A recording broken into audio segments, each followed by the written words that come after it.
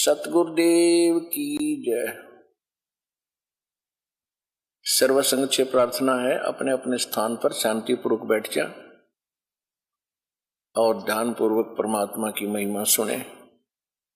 सतगुरुदेव की जय। बंदी छोड़ कबीर परमेश्वर जी की जय। बंदी छोड़ गरीबदास जी महाराज जी की जय। स्वामी राम देवानंद जी गुरु महाराज जी की जय हो।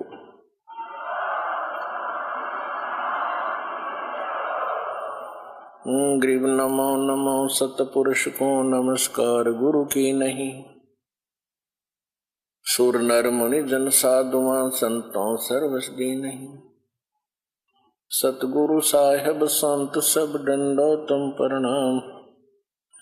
आगे पीछे मज हुए तिनको जा कुर्बान। नराकार निर्विषम काल जाल भय भंजनम। निर्लेपम निज निर्गुणम अकल अनुबेशुंडनम। सोहम सुरति समाप्तम सकल समाना निर्तलय। उज्ज्वल हिरंबर हरदमम बेपरवा अथाह वार पार निमज्जतम। ग्रीव जो सुमर सिद्ध होई गणनायक गलता ना।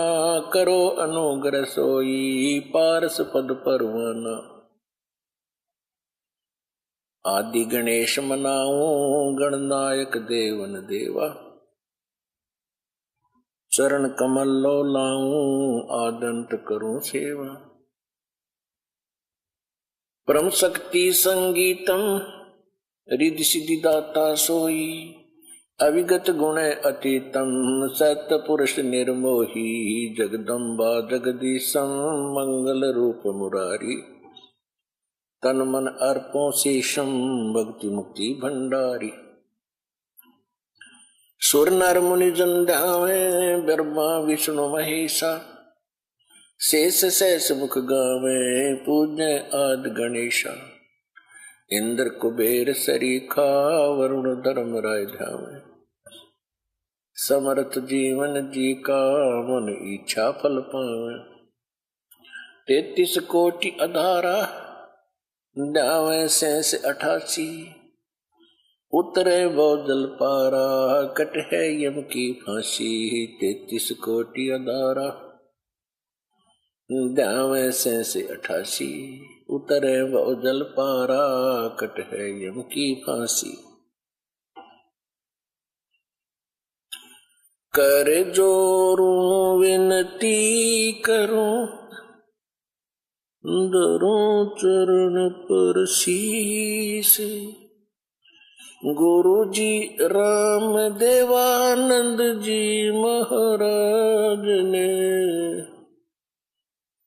दिया नाम बख्शीश। कोटि कोटि सजदा करूं कोटि कोटि प्रणाम। चरण कमल में राखियो मैं बांधी जाम गुलाम।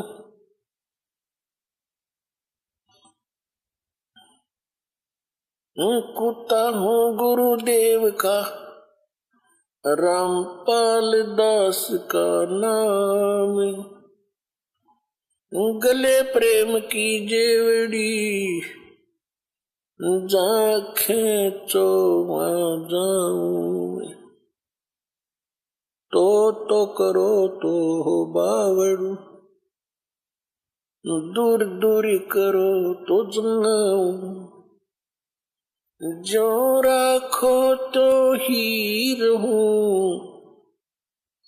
जो देवो सो खाऊं। परम पिता परमात्मा पूर्ण ब्रह्म सारी सृष्टि के रचने वाले कबीर परमेश्वर जी की असीम रजा से आप सभी पुण्यात्माएं सत्संग सुनने के लिए उपस्थित हुए। सौभाग्य आपका कि कुछ समय परमात्मा की महिमा सुनने का अवसर आपको प्राप्त हुआ। बहुत ही अच्छी किस्मत पाई है आप जी ने, और आपको वो सत्संग मिल रहा है जो इस विश्व में सबसे दुर्लभ वस्तु है।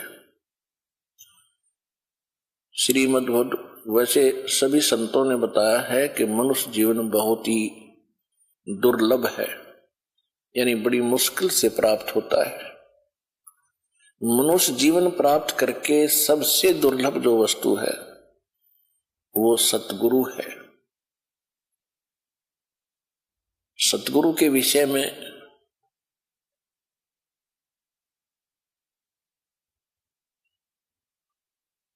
श्रीमद् भगवत गीता अध्याय नंबर 7 के श्लोक 19 में कहा है, गीता ज्ञान दाता ये ब्रह्म है। श्री कृष्ण में प्रवेश करके बोल रहा है और कहता है कि बहुनाम जन्मानाम अंते ज्ञानवान माम परपते। ये क्या बताना चाह रहा है कि जैसे गीता अध्याय नंबर 7 के श्लोक नंबर 12 से लेकर 15 में तो तीनों गुणों की भक्ति, रजगुण ब्रह्मा, सतगुण विष्णु, तमोगुण शिव जी की जो साधना करते हैं उनकी सचिथि बताई है कि वो यूजलेस है। फिर गीता अध्याय नंबर 7 के श्लोक 16 से लेकर 18 तक अपनी साधना और साधकों की जानकारी देता है कि मेरी साधना 4 प्रकार के करते हैं।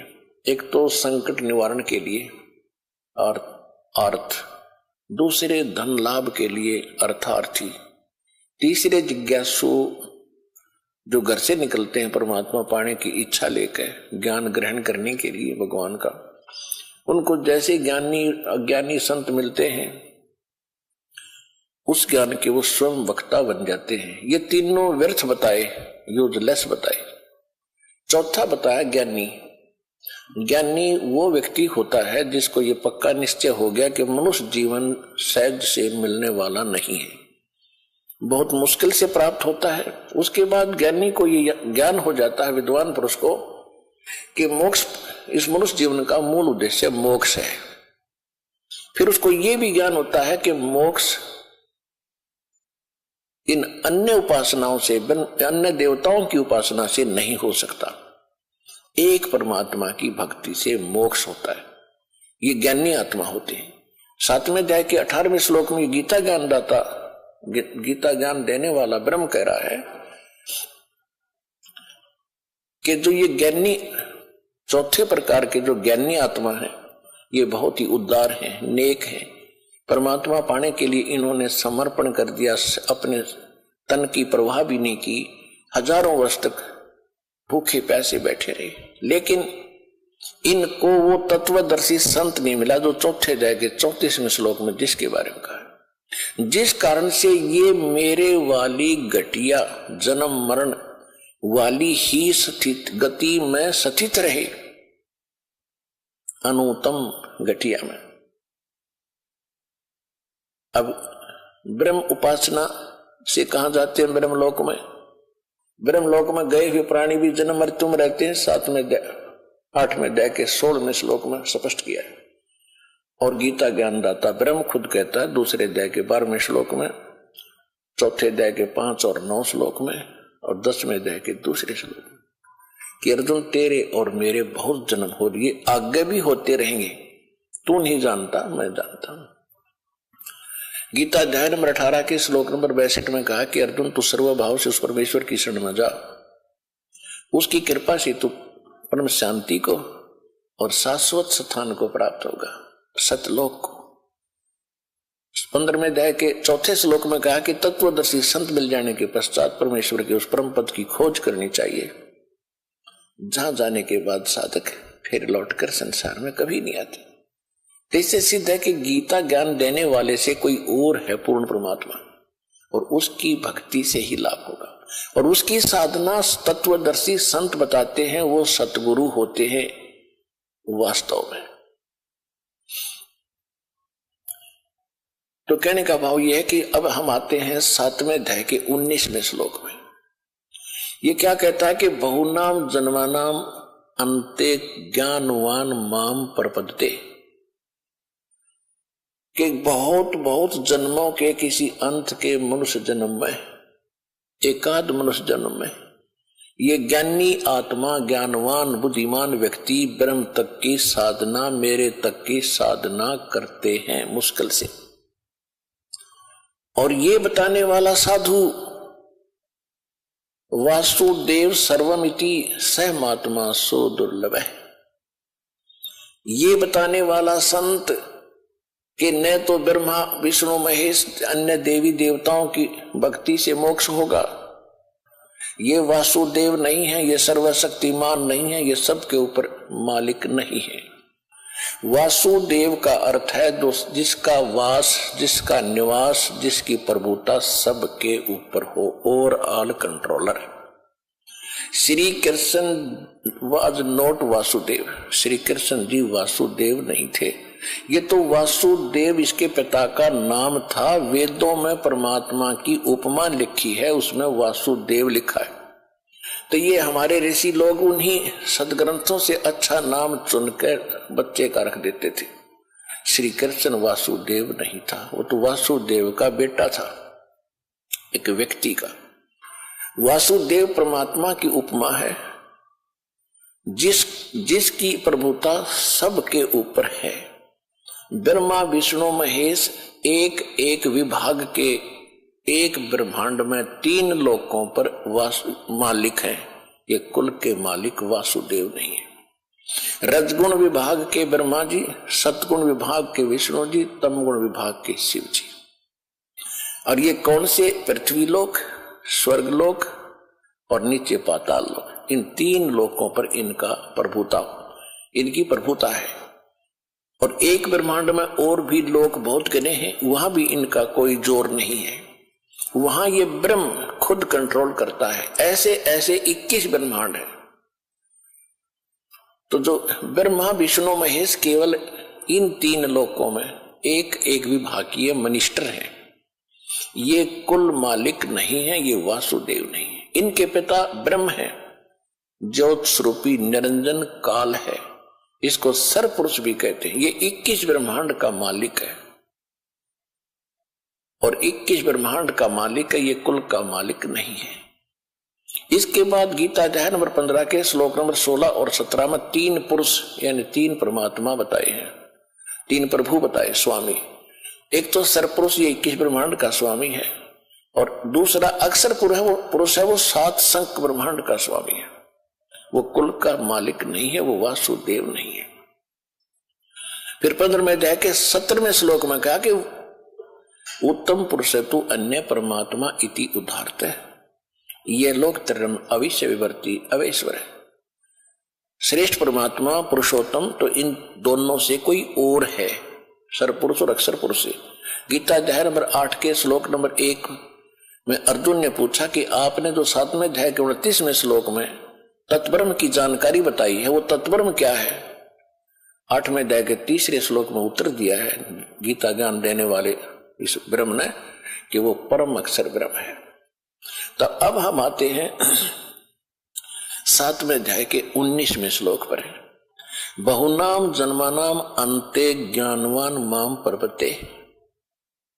बहुत बहुत जन्मों के अंत के किसी एकाध जन्म में ये ज्ञानी आत्मा मेरे तक पहुंचते, नहीं तो आन उपासना में ही लगे रहते हैं। कोई देवी देवता, कोई मंदिर मस्जिद, यहीं तक सीमित हो जाते हैं।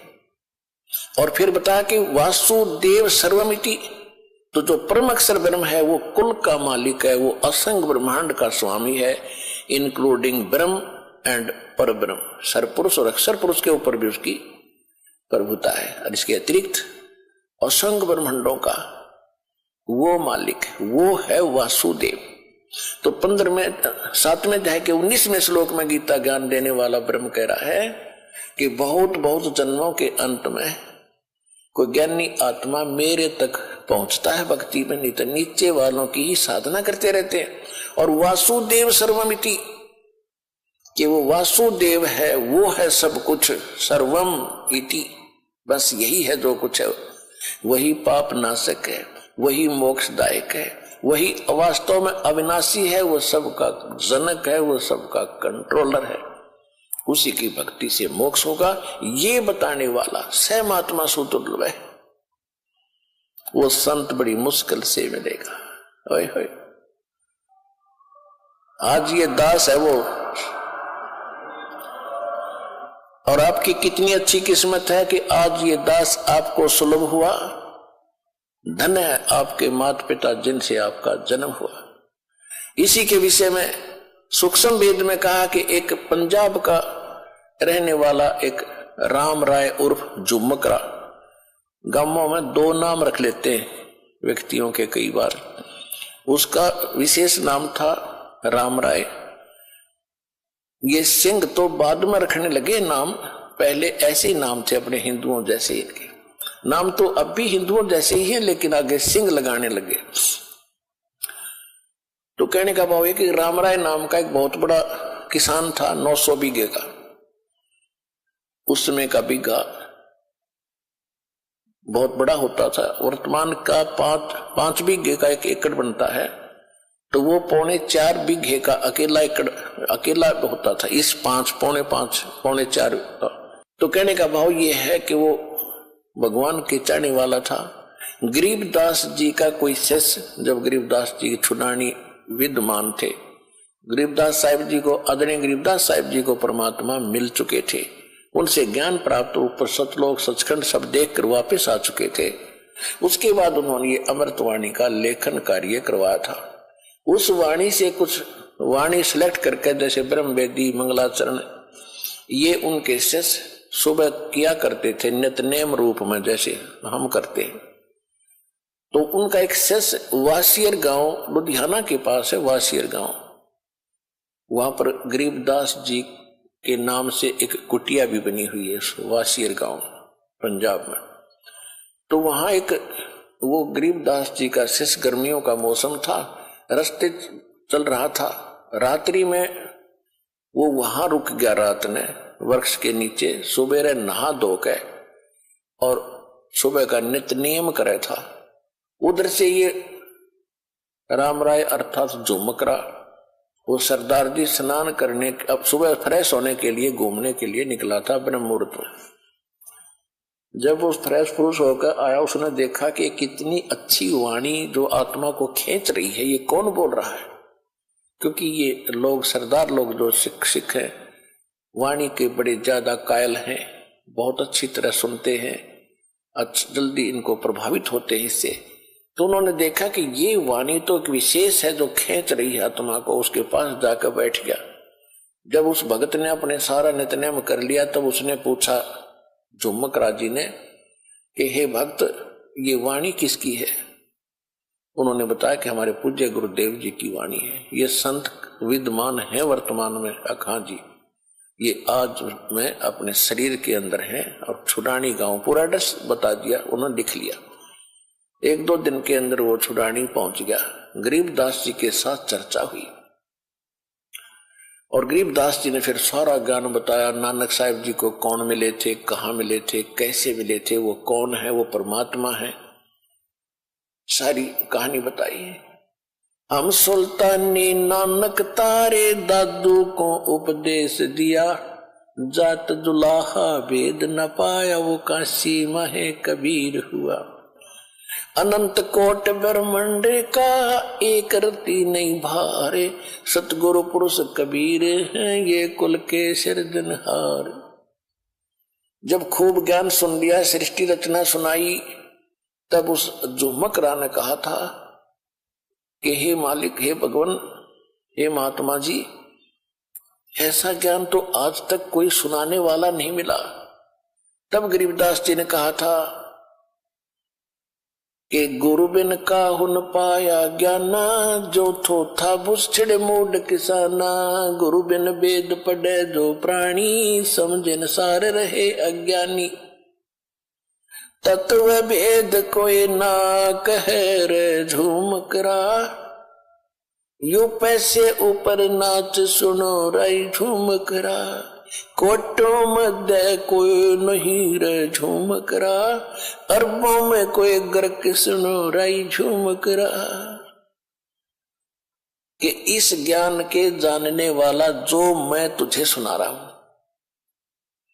करोड़ संतों में नहीं मिलेगा, अरबों में मिलेगा तुझे, अरबों में। उसमें गरीबदास जी अरबों में ही थे, अकेले ही संत थे, लेकिन उस समय उनको ये सारे नाम देने का आदेश नहीं था। फिर उन्होंने बताया कि करोड़ों में भी कोई संत तुझे नहीं मिलेगा इस ज्ञान का जानकार, अरबों में मिलेगा, अरबों में। कोई गर्क mean complete in all respect, यानी सारे ज्ञान से संपूर्ण ज्ञान भी हो और भक्ति समाधान भी हो, कंप्लीट मंत्र भी हो जिसके पास। हमारे ये क्योंकि गरीबदास जी किसान थे, जाट थे, गांव छुड़ानी के, हरियाणा के। हरियाणा की लैंग्वेज में इन्होंने वो परमात्मा की महिमा अधिक बोली है। गर्क का अर्थ होता है, जैसे हमारे देसी हरियाणवी भाषा में कहते हैं कि ये लड़का ताकत में, हंगे में गर्क है। हंगे में यानी हंगा माने ताकत। जैसे कोई पहलवान हो तो उसने नो कहा करते भाई ये तो ताकत में गर्क है। गर्क माने कति गच है, यानी घना शक्तिशाली है। और दूसरे कहा करते जिसके पास घना धन होता है, यूं कहा करते यू तो धन में गर्क है, यानी ज्यादा धनवान होता। तो यहां उसी लैंग्वेज को प्रयोग करते हुए कहा है कि कोटो मध्य कोई नहीं रह झुमक रहा, अरबों में कोई गर्क कि इस ज्ञान में गर्क यानी कंप्लीट ताकत और खूब धनवान इस ज्ञान का और भक्ति शक्ति का कोई अरबों में एक मिलेगा। आज सारे संसार की आबादी 7 अरब के आसपास बताते हैं मनुष्य जीवन, मनुष्यों की। तो इन 7 अरब में एक दास है जो इस ज्ञान का जानकार है, विश्व में कोई नहीं।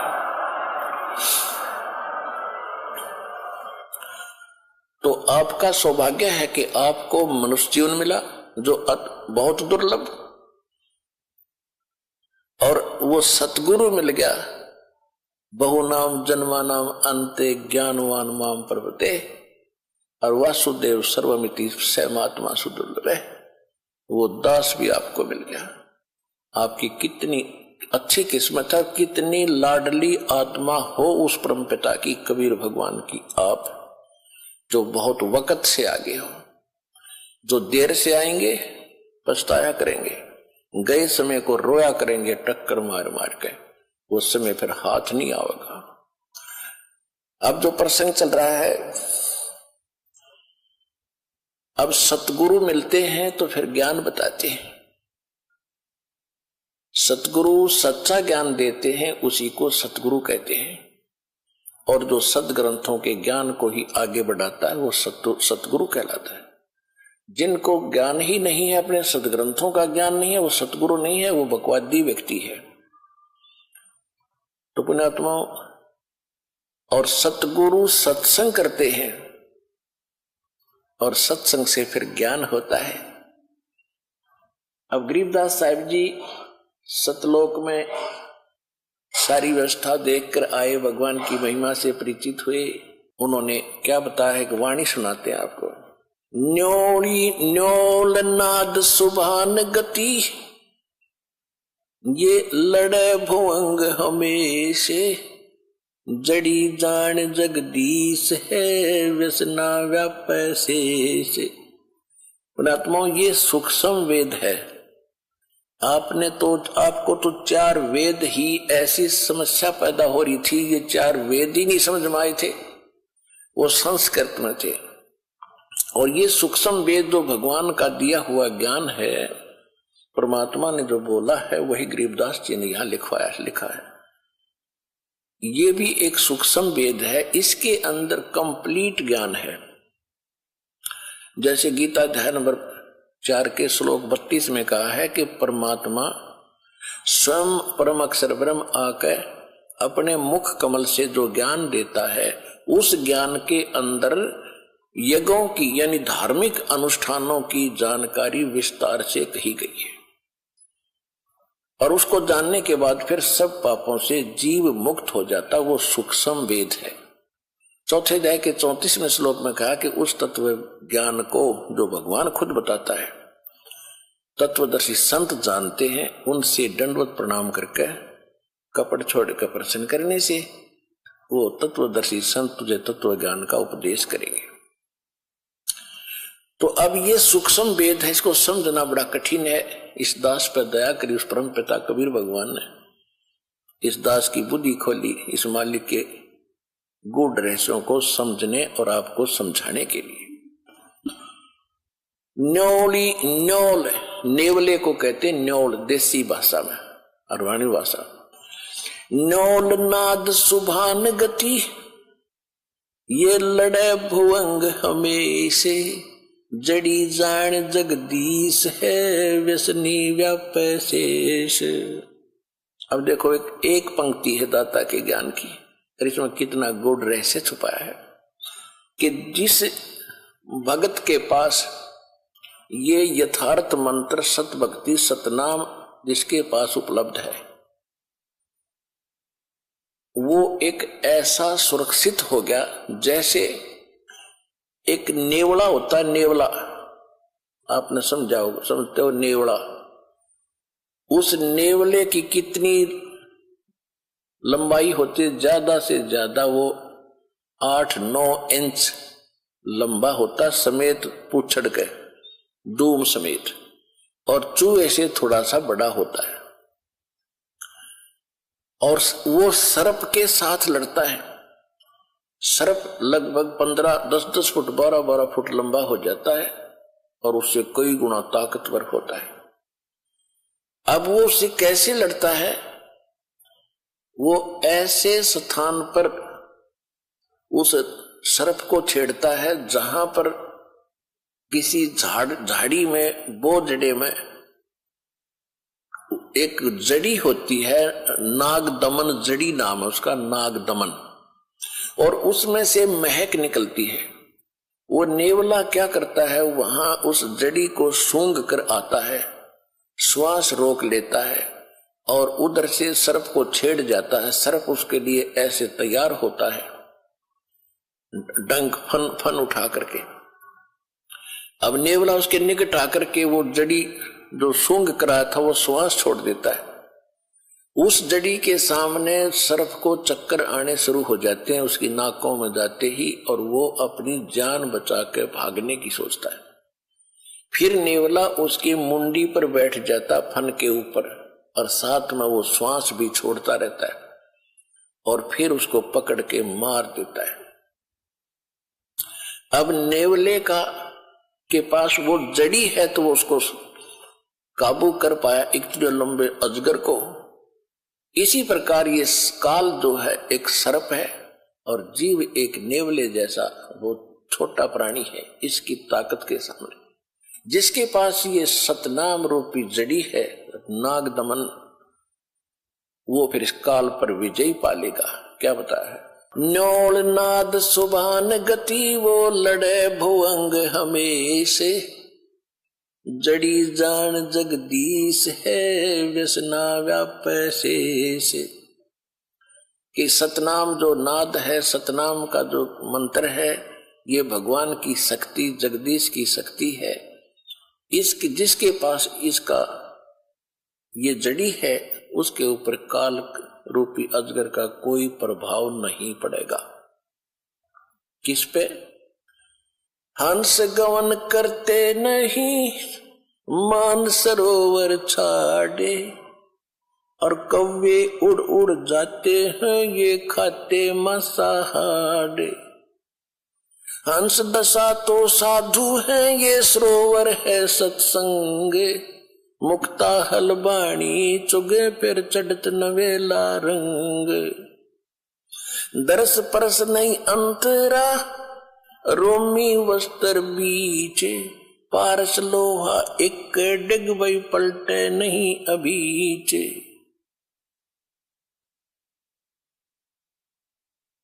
अब क्या बताते हैं कि हंस गमन करते नहीं मान सरोवर छाड़, और कौवे उड़ उड़ जाते हैं वो खाते मांसाहार। हंस किसे कहते हैं? हंस एक पक्षी है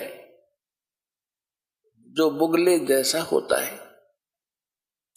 बुगले में और हंस में डिफरेंस देखने के लिए ये बताया जाता है कि हंस एक ही सरोवर में हंस भी होते हैं, बुगले भी होते हैं। बुगले खाते हैं मछलियां या कीड़े मकोड़े, हंस नहीं खाएगा, हंस केवल मोती खाता है।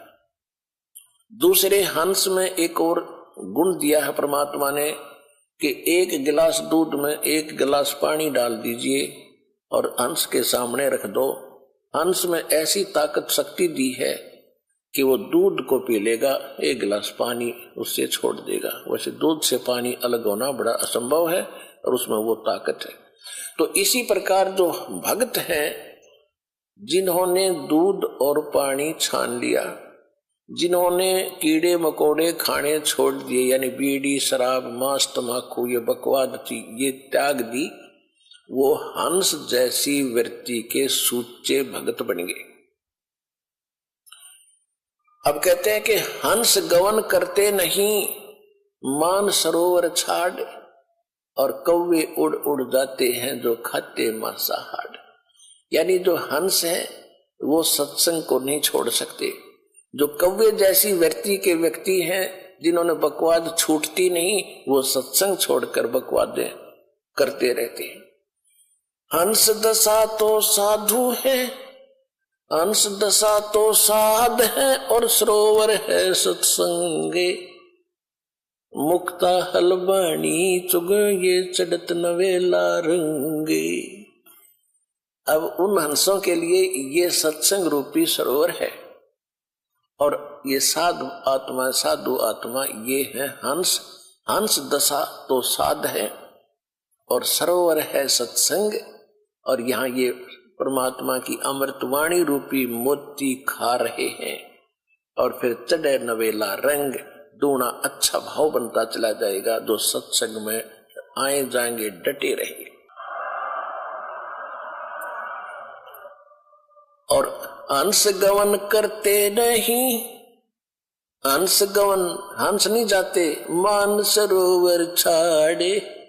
ये कौवे उड़ उड़ जाते हैं वो खाते मांसाहार।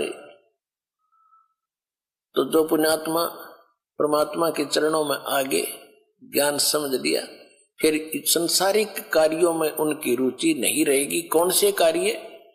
जो कुरीतियां हैं, विवाह शादी में बकवाद नाचना गाना, दहेज देकर अपनी फोकट में बनाना, फिर कर्जे में दबा रहना, ये इस तरह की बकवादें, शराब मांस तंबाकू और इन राजनीति में धक्के खाना, ये हंस नहीं करेंगे, भक्त नहीं कर सकता। वो तो कव्य जैसे लोग हैं जिनको वृत्ति ही गलत है, वो ही सत्संग छोड़कर इन बकवादों में जाते हैं। अब फिर क्या बताते हैं? द्वार धनी के पड़ा रहे और धक्के धनी के खावे। 100 काल झकझोल ही पर द्वार छोड़ ना जावे। इस मार्ग में सफल होने का एक फार्मूला बताया है कि जब ज्ञान हो जाता है, परम संत की पहचान हो जाती है, कहते हैं द्वार धनी के पड़ा रहे और धक्के धनी के खावे।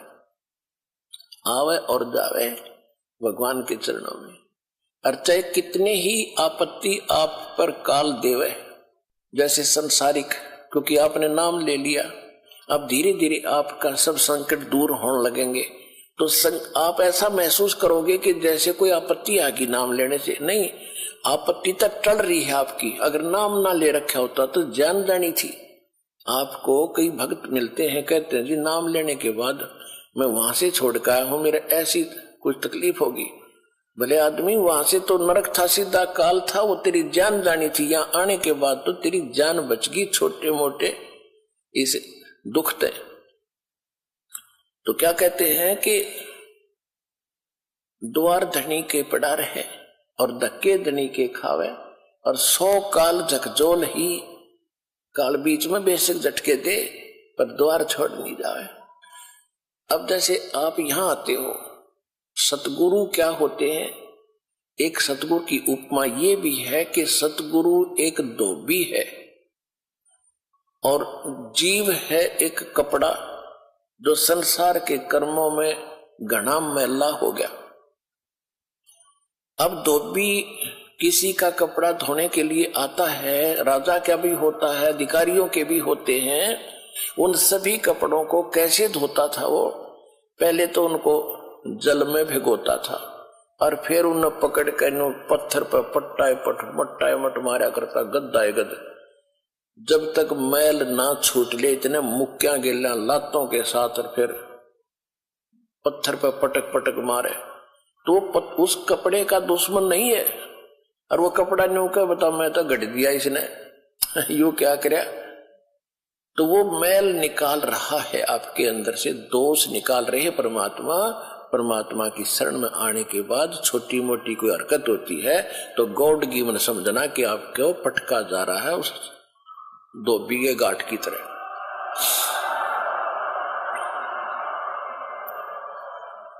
दर्श परस नहीं अंतरा ये रूमी वस्त्र बीचे, पारस लोहा एक डिग ये पलटे नहीं अभीचे। अब देखो फिर एक और बात बताई है, कितना गहरा ज्ञान है पुण्यात्माओं। जब आपको इस सूक्ष्म वेद का ज्ञान होगा, आप दांतों तले उंगली दबाया करोगे कि आज तक हमने गीता भी पढ़ी। गीता हम इसलिए पढ़ाते हैं कि आप ये समझ सके कि जो ज्ञान पवित्र गीता जी देते हैं, जो पवित्र वेद बताते हैं, पवित्र पुराण बताते हैं, पवित्र ग्रंथ बताते हैं, वही ज्ञान परमात्मा ने 600 वर्ष पहले लिखवा रखा था। और उनको अशिक्षित कहते थे, वो तो वेद शास्त्र जानते भी नहीं थे। तो इससे सिद्ध होगा कि वो परमात्मा थे जो सब सदग्रंथों के परिचित भी थे, और उनसे भी हटकर जो उनमें ज्ञान नहीं वो भी बता दिया। तो भगवान बिना ये ज्ञान बताया नहीं जा सकता। तो परमात्मा को पहचानने का एक ये भी फार्मूला है, एक पॉइंट है। तो क्या बता रहे हैं? दर्श परस नहीं अंतरा ये रूमी वस्त्र बीचे, लोहा पारस लोहा एक डिग वही पलटे नहीं अबीच।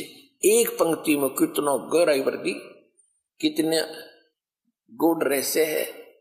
क्या बताते हैं कि आप यहाँ सत्संग में आते हैं और जिनके इन वचनों का असर नहीं हुआ तो वो कैसे है?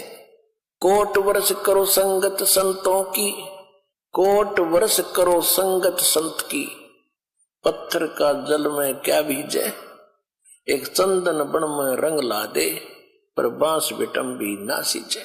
क्या बताते हैं कि जैसे सत्संग में भी आते हैं और फिर विकार भी करते हैं, उनके बारे में बताया है कि जैसे करोड़ वर्ष करो संगत संत की, संतों की, पत्थर का जल में क्या भीजे, जैसे पत्थर को जल में डाल दे चाहे 20 फुट नीचे गहराई में, और निकालने के बाद फिर उन दोनों टुकड़ों को तुरंत ही ऐसे रगड़ दो, तुरंत आग पाटेगी, चिंगारी पाटेंगी, निकलेंगी। इससे सिद्ध हुआ कि जल से तो असर होना चाहिए था, वो अंगारी नहीं पाटनी होनी चाहिए थी, नहीं निकलनी चाहिए थी, लेकिन उसके जल का असर नहीं हुआ, वो न्यो का न्यो पड़ा है, एज इट इज विकार उसमें। इसी प्रकार जो सत्संग में आते हैं उनको कहते हैं करोड़ वर्ष करो संगत संतों की, और पत्थर का जल में क्या भीगे, और चंदन बन में रंग ला दे, एक बांस बिटम भी ना सींचे। ये सूक्ष्म वेद की वाणी है, गरीबदास साहिब जी की वाणी है। क्या बताया कि जैसे चंदन का पेड़ होता है, आसपास के चाहे नीम हो, जंडी हो, कोई पीपल हो, उन सभी आसपास के पेड़ों को अपनी महक छोड़ के अपनी सुगंध युक्त कर देता है, और वो भी चंदन जैसी महक देने लग जाते हैं। लेकिन बांस, बंबू जिसकी लाठी बने हैं, कहते वो बांस चाहे उसका साथ उग गया चंदन के, बांस का असर नहीं होता। तो क्या बताते हैं कि कोट वर्ष करो संगत संतों की, और पत्थर का जल में क्या भीजे, और चंदन बन में रंग ला दे, एक बांस बिटम भी ना सींचे। तो जो बांस जैसे और पत्थर जैसे व्यक्ति हैं उनका तो असर हो कोडी, नहीं तो परमात्मा की वाणी आपको चंदन बना दिया, और आप ही आगे जा जा के सब न सुनाते हो, आप अपनी महक आगे छोड़ छोड़ के अपने भाई बहन रिश्तेदारों तक ये महक भगवान की छोड़ रहे हो। अब क्या बताते हैं कि यहां आते भी हैं और सही ढंग से लगते नहीं। उसके विषय में बताया कि दरस परस नहीं अंतरा और रूमी वस्त्र बीज। जैसे एक पत्थर होता था जिसको पारस पत्थर बोलते, और उस पारस पत्थर में पत्थर जैसा ही होता है, उसकी पहचान नहीं हो सकती। उसकी पहचान यही है कि जिस समय वो लोहे से टच होता है तो पूरे उस लोहे के उस गट्ठे को, जैसे ये गाडर का बिठा दिया किसी कोने में, गाडर होते हैं ना, गाडर आपने देखे कड़ियों की तरह लोहे के गाडर होते हैं लंबे लंबे, एक गाडर का कहीं भी बिठा दिया, टच कर दिया तो पूरे गाडर को सोना बना देता वो। अब क्या कहते हैं कि उस पारस पत्थर और लोहे के बीच में कतीनों साथ साथ रखे हो और उनके बीच में इतना अंतर हो जैसे पहले एक रोम से बनकर कपड़ा आता था, बहुत पतला। अब क्या कहते हैं कि यदि पत्थर को, उस पारस को और लोहे को बिल्कुल निकट रखा हुआ है और उसमें केवल इतना अंतर हो जितना रोमी वस्त्र यानी पतली सी वायल होती थी, यानी बिल्कुल बाल से भी कम डिफरेंस भी उसमें हो, आपस में मिलन ना मिले हो, और ये इंतजार कर रहे हो कि दोनों पत्थर भी रख दिया, पारस सोना भी साथ में है, पारस भी रखा है और लोहा पत्थर सोना बना नहीं। कहते रूमी वस्त्र अंतरा और पारस लोहे बीज, और कहते हैं दर्श परस नहीं अंतरा रूमी वस्त्र बीज, और पारस लोहा एक कर डेग फिर पलटे नहीं अबीज। यानी इतना भी अंतर रह गया तो भी परिवर्तन नहीं होगा और वो दिखेगा कति साथ रखा हुआ। तो ये कहते हैं जो सत्संग में आते हैं और जिनके इन बातों का असर नहीं हो रहा तो उनकी भावना भगवान से जुड़ी नहीं है, वो दिक्कत के भगत है पर भक्ति उनमें प्रवेश है नहीं। तो वो जब होएगी जब वो सही ढंग से मालिक से मिलेंगे। कहते हैं बिन गुरु मिले मोहे ना पावे। गुरु के प्रति जब आपका ऐसा भाव बनेगा और तब परमात्मा में कि आपके अंदर वो भक्ति और ये ज्ञान संचरित होता है। तो यहां बताते हैं कि यहां जैसे सत्संग में भी आते हैं और विकार नहीं छोड़ रहे हैं, उनके विषय में कहा है कि कोट वर्ष करे संगत संतों की, पत्थर का जल में के बीच है, एक चंदन बन में रंग ला दे पर बांस बिटम्बी ना सींचे। तो आप चंदन हो, आप ये दास चंदन है और आप परमात्मा के पेड़ हो, वो पौधे हो जिनका असर हो गया, और बांस रूपी जो व्यक्ति हैं उनका असर नहीं होता, वो तो काल के जाल में रहेंगे, मरण दे। अब क्या बताते हैं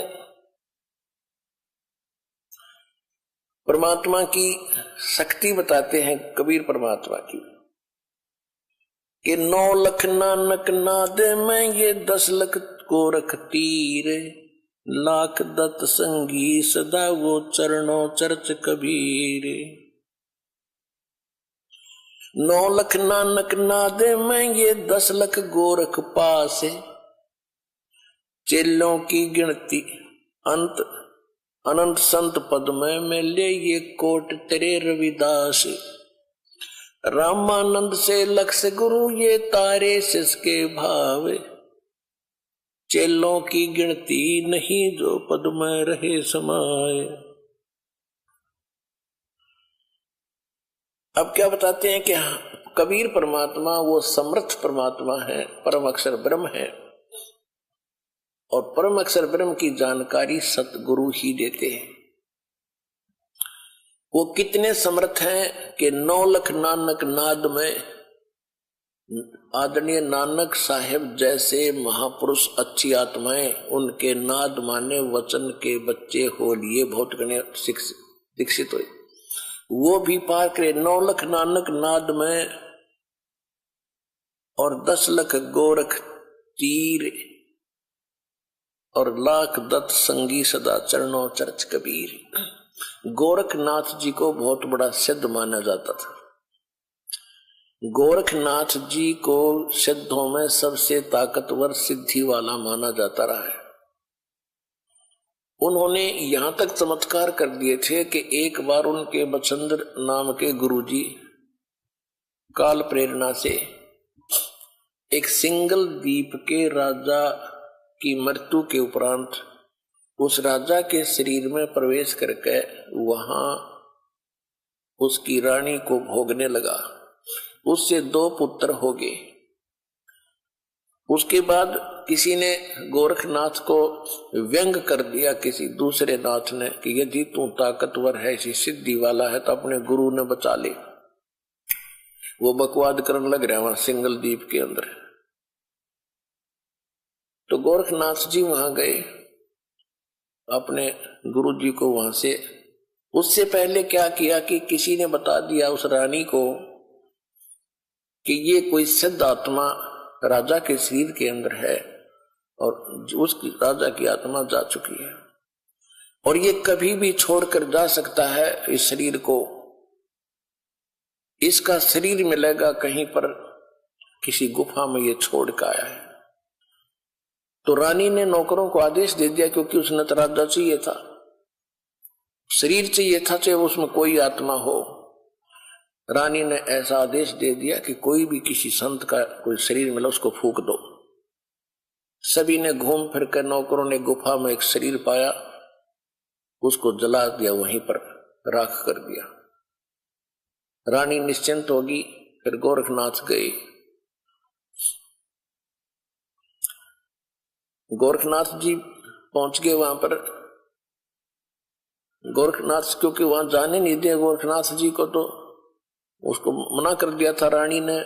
मुनादी चारों तरफ पहरे छोड़ दिए थे सीमा के ऊपर, कोई संत नहीं आ जा, क्योंकि साधु संतों ने यह भी बता दिया था कि एक गोरखनाथ नाम का इन मच्छंद्र जी का शिष्य है, वो आकर इनको निकलवा सकता है यहां से। तो रानी ने चारों तरफ सीमा पर भी ये पहरे बैठा दिए थे कि कोई साधु संत मेरी इस नगरी में प्रवेश ना हो जा। चारों तरफ कति बाढ़ लगा दी थी, एक गेट थाने का वहां पर पहरे छोड़ दिए थे। एक बार मच्छंद्र जी से उस रानी को पुत्र हुआ। फिर पुत्र का जन्मदिन हुआ किसी दिन। उसमें गाने बजाने के लिए बाहर से मंडली जानी थी और गोरखनाथ ने पहुंचना था। गोरखनाथ को जाने नहीं दे रहे थे। गोरखनाथ जी ने एक ढोलकी बजाने वाले का दस्त लगा दिया सिद्धि थे।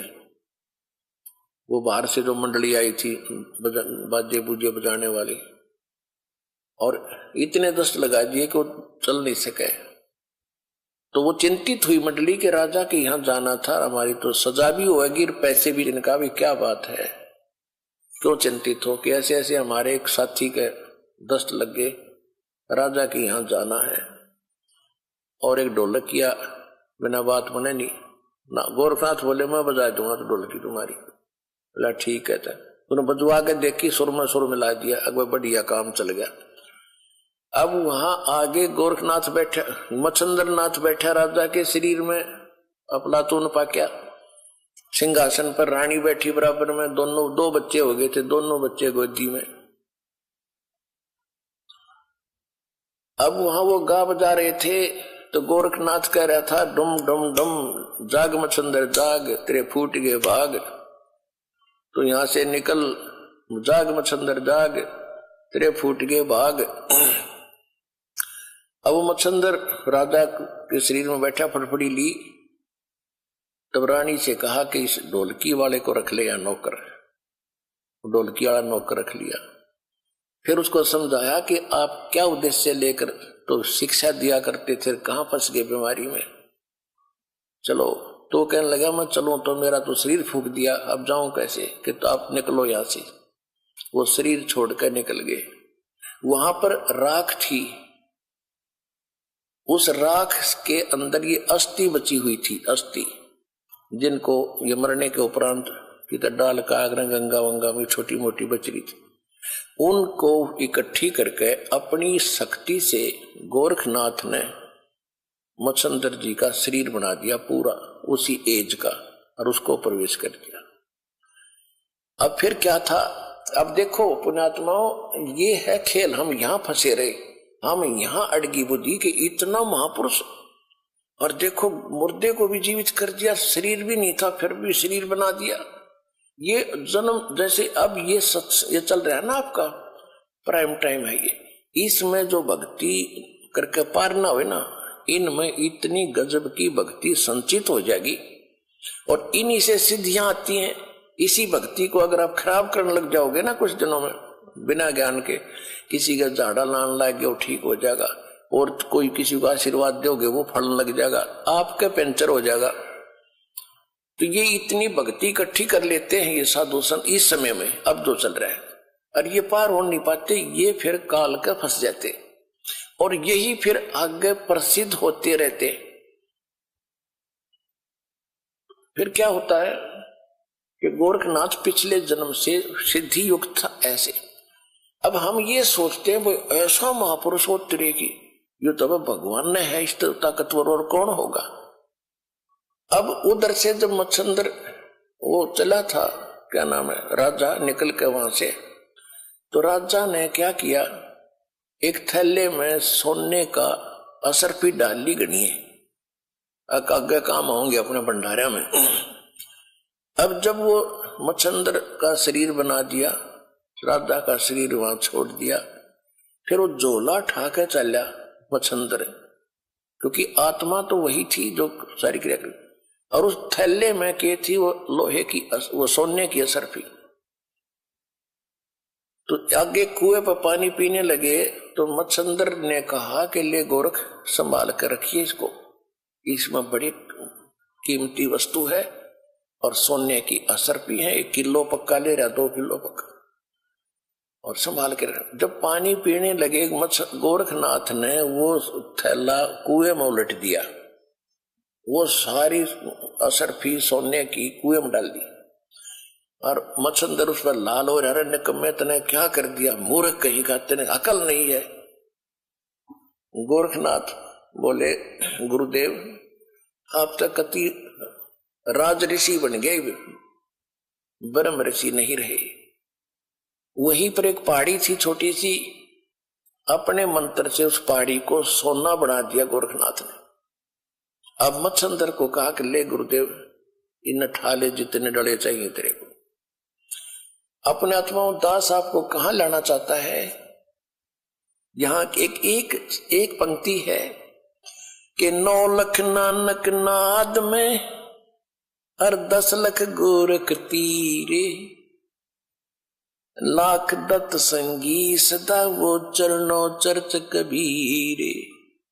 कि हमारे कबीर साहब कितने शक्तिशाली हैं, उनमें कितनी ताकत है। ये गोरख जैसे तो उनके चरणों में पड़े रहते हैं, पास सिंह भी नहीं उनके।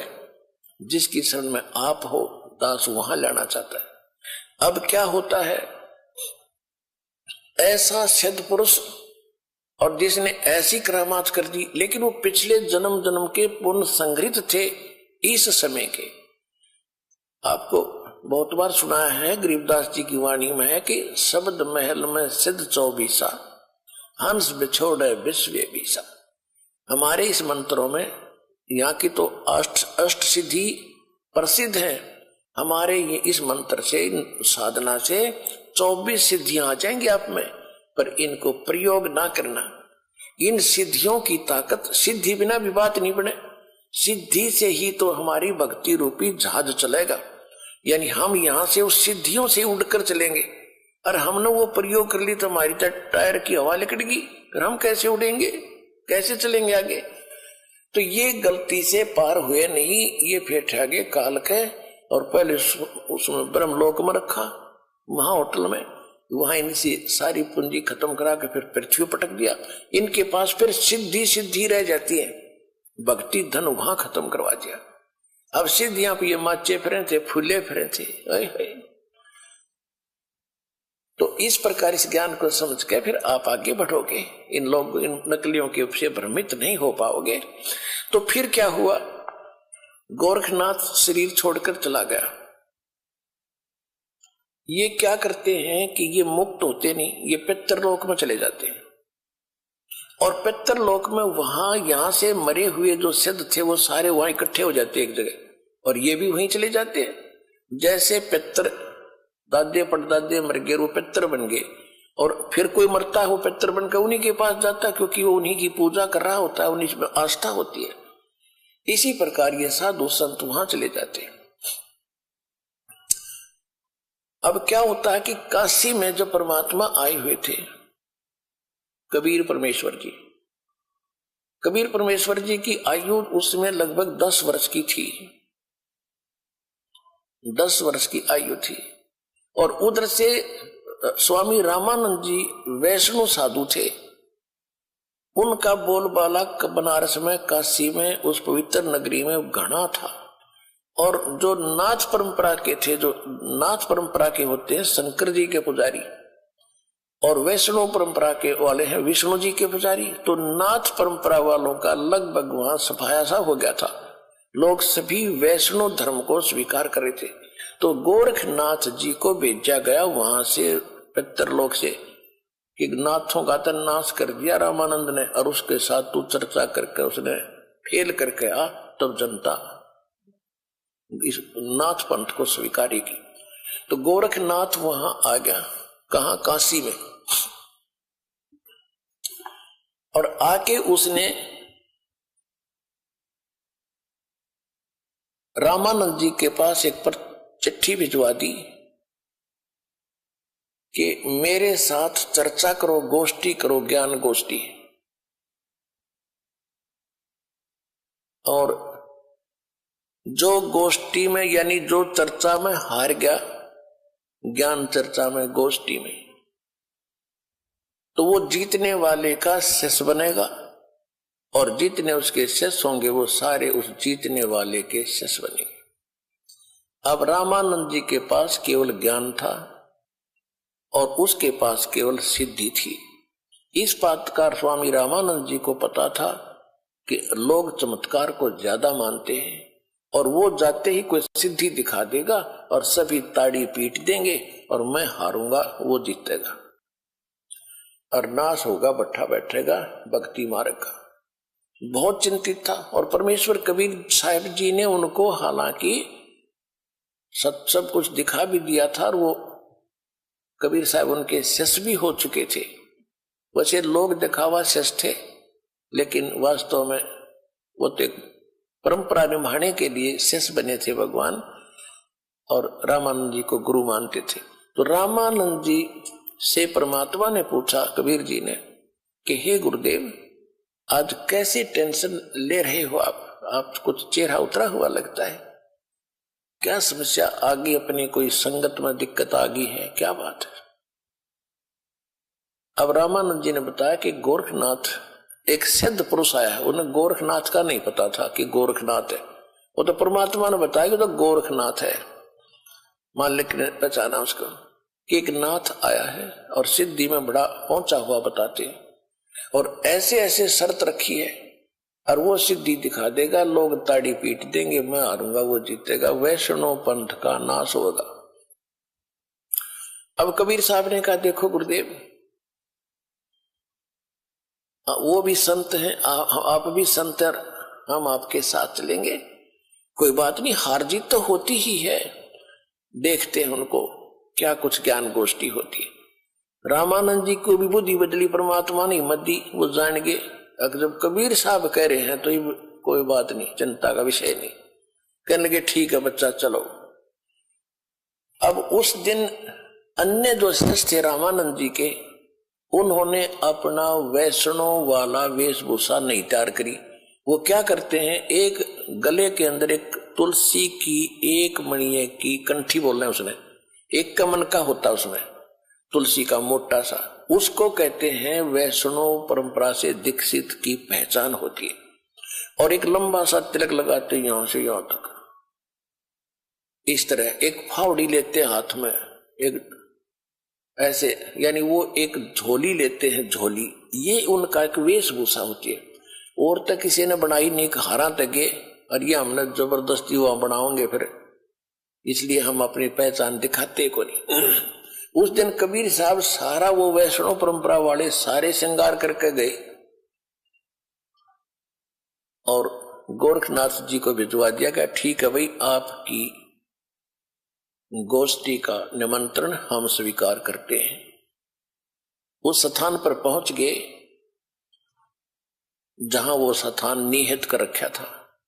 रामानंद जी का आसन अलग लगा रखा था, गोरखनाथ जी का आसन अलग लगा कर रखा था। गोरखनाथ जी साथ में एक अपना त्रिशूल रखते थे, 10 फुट 8-9 फुट लंबा, और ऊपर 3 उसके ऐसे सिरे से होते थे। त्रिशूल ऐसा होता था, लोहे का डंडा सा होता था, और वो नीचे से भाला टाइप होता था, उसको जमीन में गाड़ के वहां रखा खड़ा कर रखा था, और स्वयं आसन पर अलग से बैठे थे। उधर से रामानंद जी का आसन ऊंचा था। कबीर साहब अपने गुरुदेव के चरणों में बैठ के नीचे, जैसे एक सुयोग शिष्य ने भूमिका करनी चाहिए ऐसी कर रहे थे। अब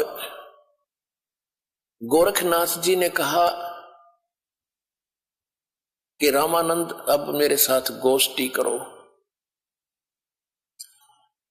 अब गोरखनाथ जी ने जब रामानंद जी से कहा कि मेरे साथ प्रश्न उत्तरी कीजिए, तब परमेश्वर कबीर जी खड़े हुए, वो बालक छोटे से, और कहा कि गोरखनाथ जी, मैं स्वामी रामानंद जी का शिष्य हूं,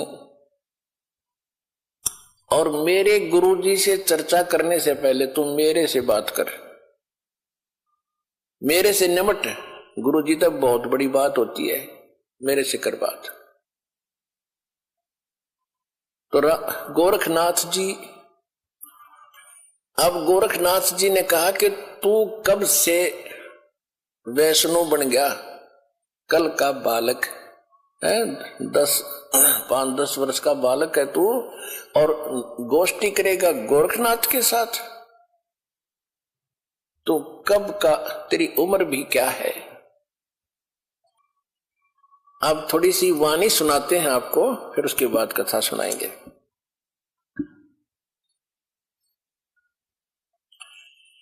योगी गोरखनाथ प्रतापी, तासो तेज पृथ्वी कापी, काशी नगर में 100 पग पर ही, रामानंद से चर्चा करही। चर्चा में गोरख जय पावे, कंठी तोड़े तलक छुड़ावे।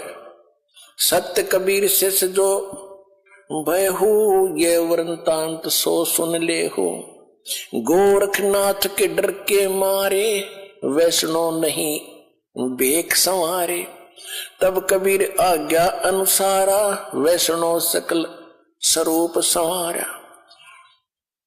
अब गोरखनाथ जी के पास रामानंद को खबर पठाई, चर्चा करो मेरे संग आई। रामानंद की पौड़ी पहली पौड़ी, सत कबीर बैठे तिस ठौरी। कहे कबीर सुन गोरखनाथा, चर्चा करो हमारे साथा। प्रथम चर्चा करो संग मेरे, पीछे मेरे गुरु को टेरे।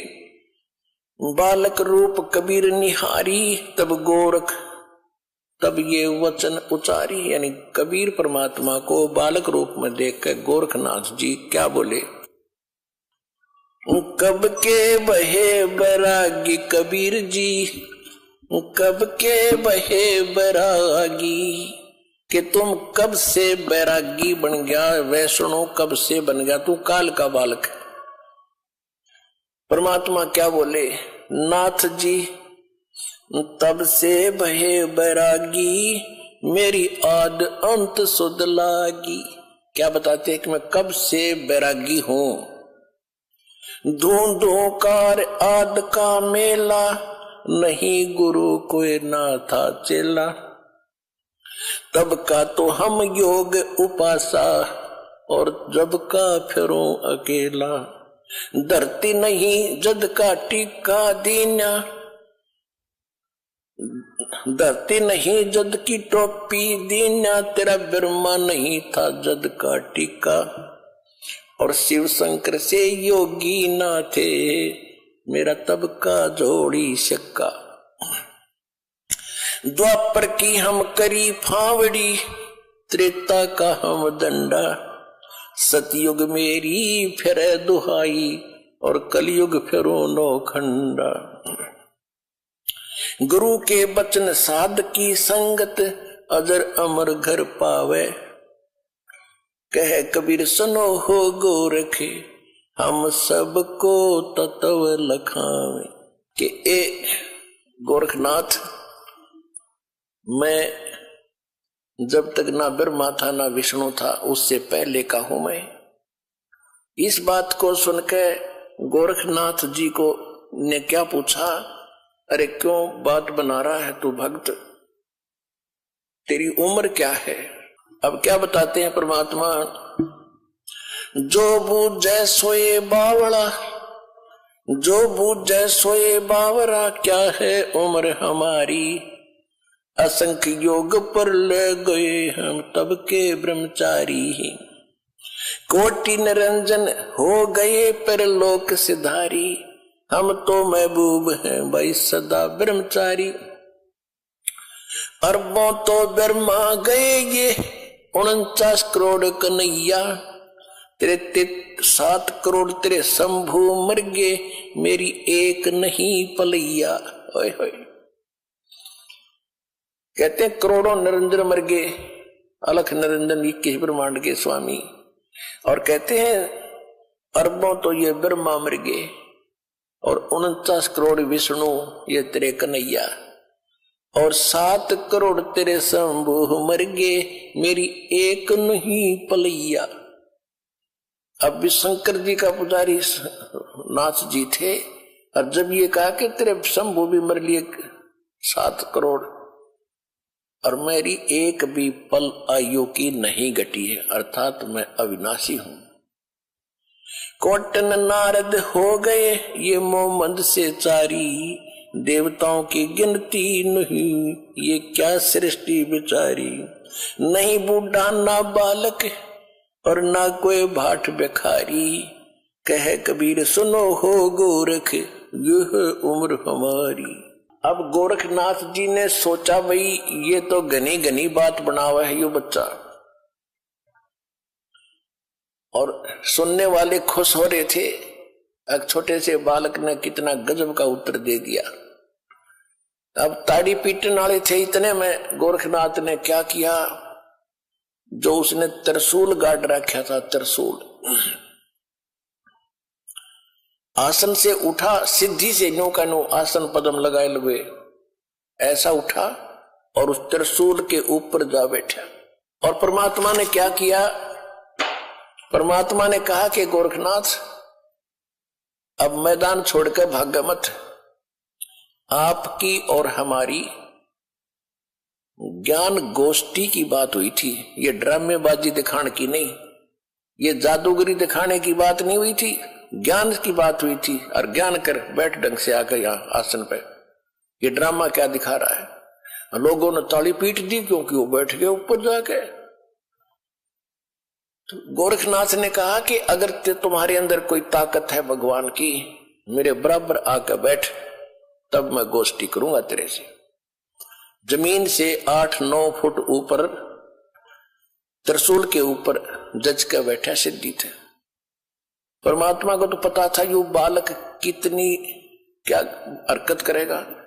परमात्मा जो सूत होते थे, सूत कपड़ा बुनते थे, और सूत की एक कुकड़ी, बोलना हरियाणा में कुकड़ी, जो चरखे में माताएं काटा करती थी, वह इतनी मोटी हो जाती थी, धागे की रील सी, वह जेब में डाल रहे थे पूरी। कबीर साहब ने क्या किया कि उस धागे का एक हिस्सा पकड़ के और वो कुकड़ी यानी वह रील ऊपर न फेंक दी, वह ऐसे खुलती खुलती और सीधा 150 फुट की ऊंचाई पर जाकर ऊपरला एंड खड़ा हो गया स्ट्रेट, नो का नो, मालिक की ताकत से। और परमात्मा वहां से उठे और उसके ऊपर के एंड पर जाकर बैठ गए। ये देखो अब वो नाथ जी बोना सा दिखे, 150 फुट का, 9 फुट ऊंचाई। अब गोरखनाथ जी, कबीर साहब ने कहा कि ले नाथ जी, अगर बराबर बैठ के ही चर्चा करनी है तो आजा बेटा यहां मेरे बराबर में। अब देखो ऐसी बात नहीं है कि गोरखनाथ तो आकाश में उड़ जाता था, उड़ सकता था, लेकिन एक तो चुंबक होता है, परमात्मा तो सिद्धियों के भंडार हैं। और सिद्धि क्या, जैसे यह घड़ी है, यह सिद्ध कर दी मैकेनिक ने, और यह चल रही है सुइयां, और इसको चुंबक के सामने कर दो वहीं स्थिर हो जाएंगी, चल नहीं सकती। तो वो सिद्धियां परमात्मा ने पहले उसकी सिद्धि फेल करी। अब गोरखनाथ जी ने सोचा ऊपर न उठो, थोड़ा सा उठा, धड़ाम दे से नीचे आके गिरा। भाई की डुड्डी और डिग्गी होती।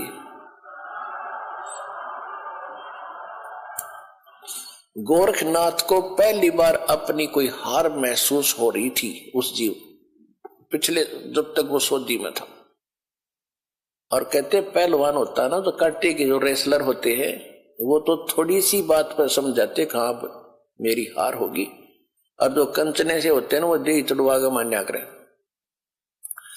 अब गोरखनाथ समझ गया कि ज्यादा बहस करने की कोई आवश्यकता नहीं, ये कोई आम व्यक्ति नहीं है। तब उसने कहा कि हे कबीर जी आप नीचे आ जाओ, अब मैं आपसे आपका ज्ञान सुनूंगा।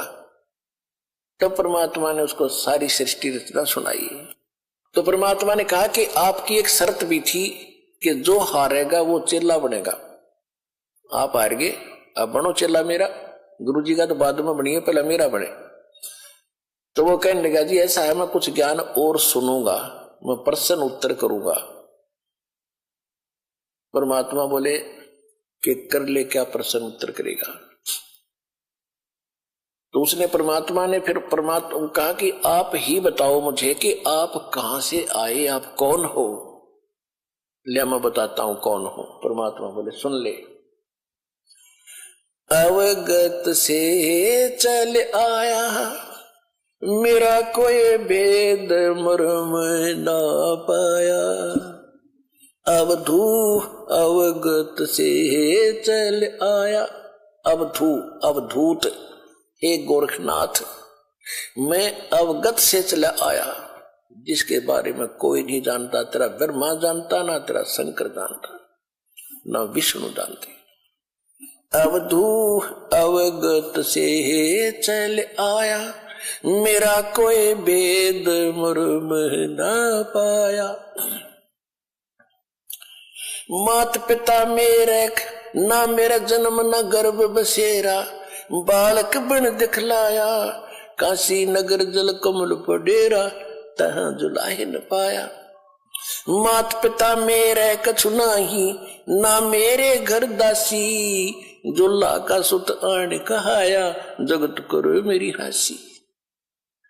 मात पिता मेरे कछु नाही, ना मेरे घर दासी, ये जुल्ला का सुत आण कहाया, जगत करे मेरी हासी। पांच तत्वों का धड़ना मेरे, ये 5 तत्वों का धड़ना मेरा, जानो ज्ञान अपारा, सत स्वरूपी नाम साहेब का, ओहे नाम हमारा। अदर दीप सतलोक में, अदर दीप भवन गगन गुफा में, तान्य वस्तु सारा, तेरा ज्योत स्वरूपी अलख निरंजन, वो डरता ध्यान हमारा।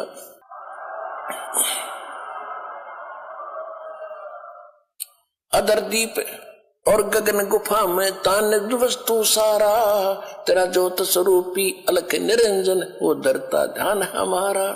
हाड चाम लहू ना मेरे, हाड चाम लहू ना मेरे, कोई जाने सतनाम उपासी, तारण तरण अव्यय पद दाता, मैं हूं कबीर अविनाशी। हाड चाम लहू ना मेरे, कोई जाने सतनाम उपासी, तारण तरण अव्यय पद दाता, मैं हूं कबीर अविनाशी। अपने आत्माओं सूक्ष्म वेद में फिर गरीबदास जी ने बताया है कि गोरखनाथ सिद्धि में बोला यथार्थ मार्ग को छोड़कर सिद्धि में भूल गया मार्ग को। गोरखनाथ सिद्धि में भूल्या और टूणे टामण हांड फूल्या। ये मुर्दे तक को जीवित कर दे, पहाड़ को सोना बना दिया। इनको तो गरीबदास जी कहते वो मूर्ख टूणे टामण करता फिरता था, उसको क्या मिला जीवन में? महिमा तो होगी पर मोक्ष रह गया। मन तो सुख के सागर बस रे भाई और ना ऐसा यस रे। भाई तो सुख के सागर बस रे भाई और ना ऐसा यस रे। देखो इसको कहते तत्व ज्ञान, इसको कहते सुख संवेद।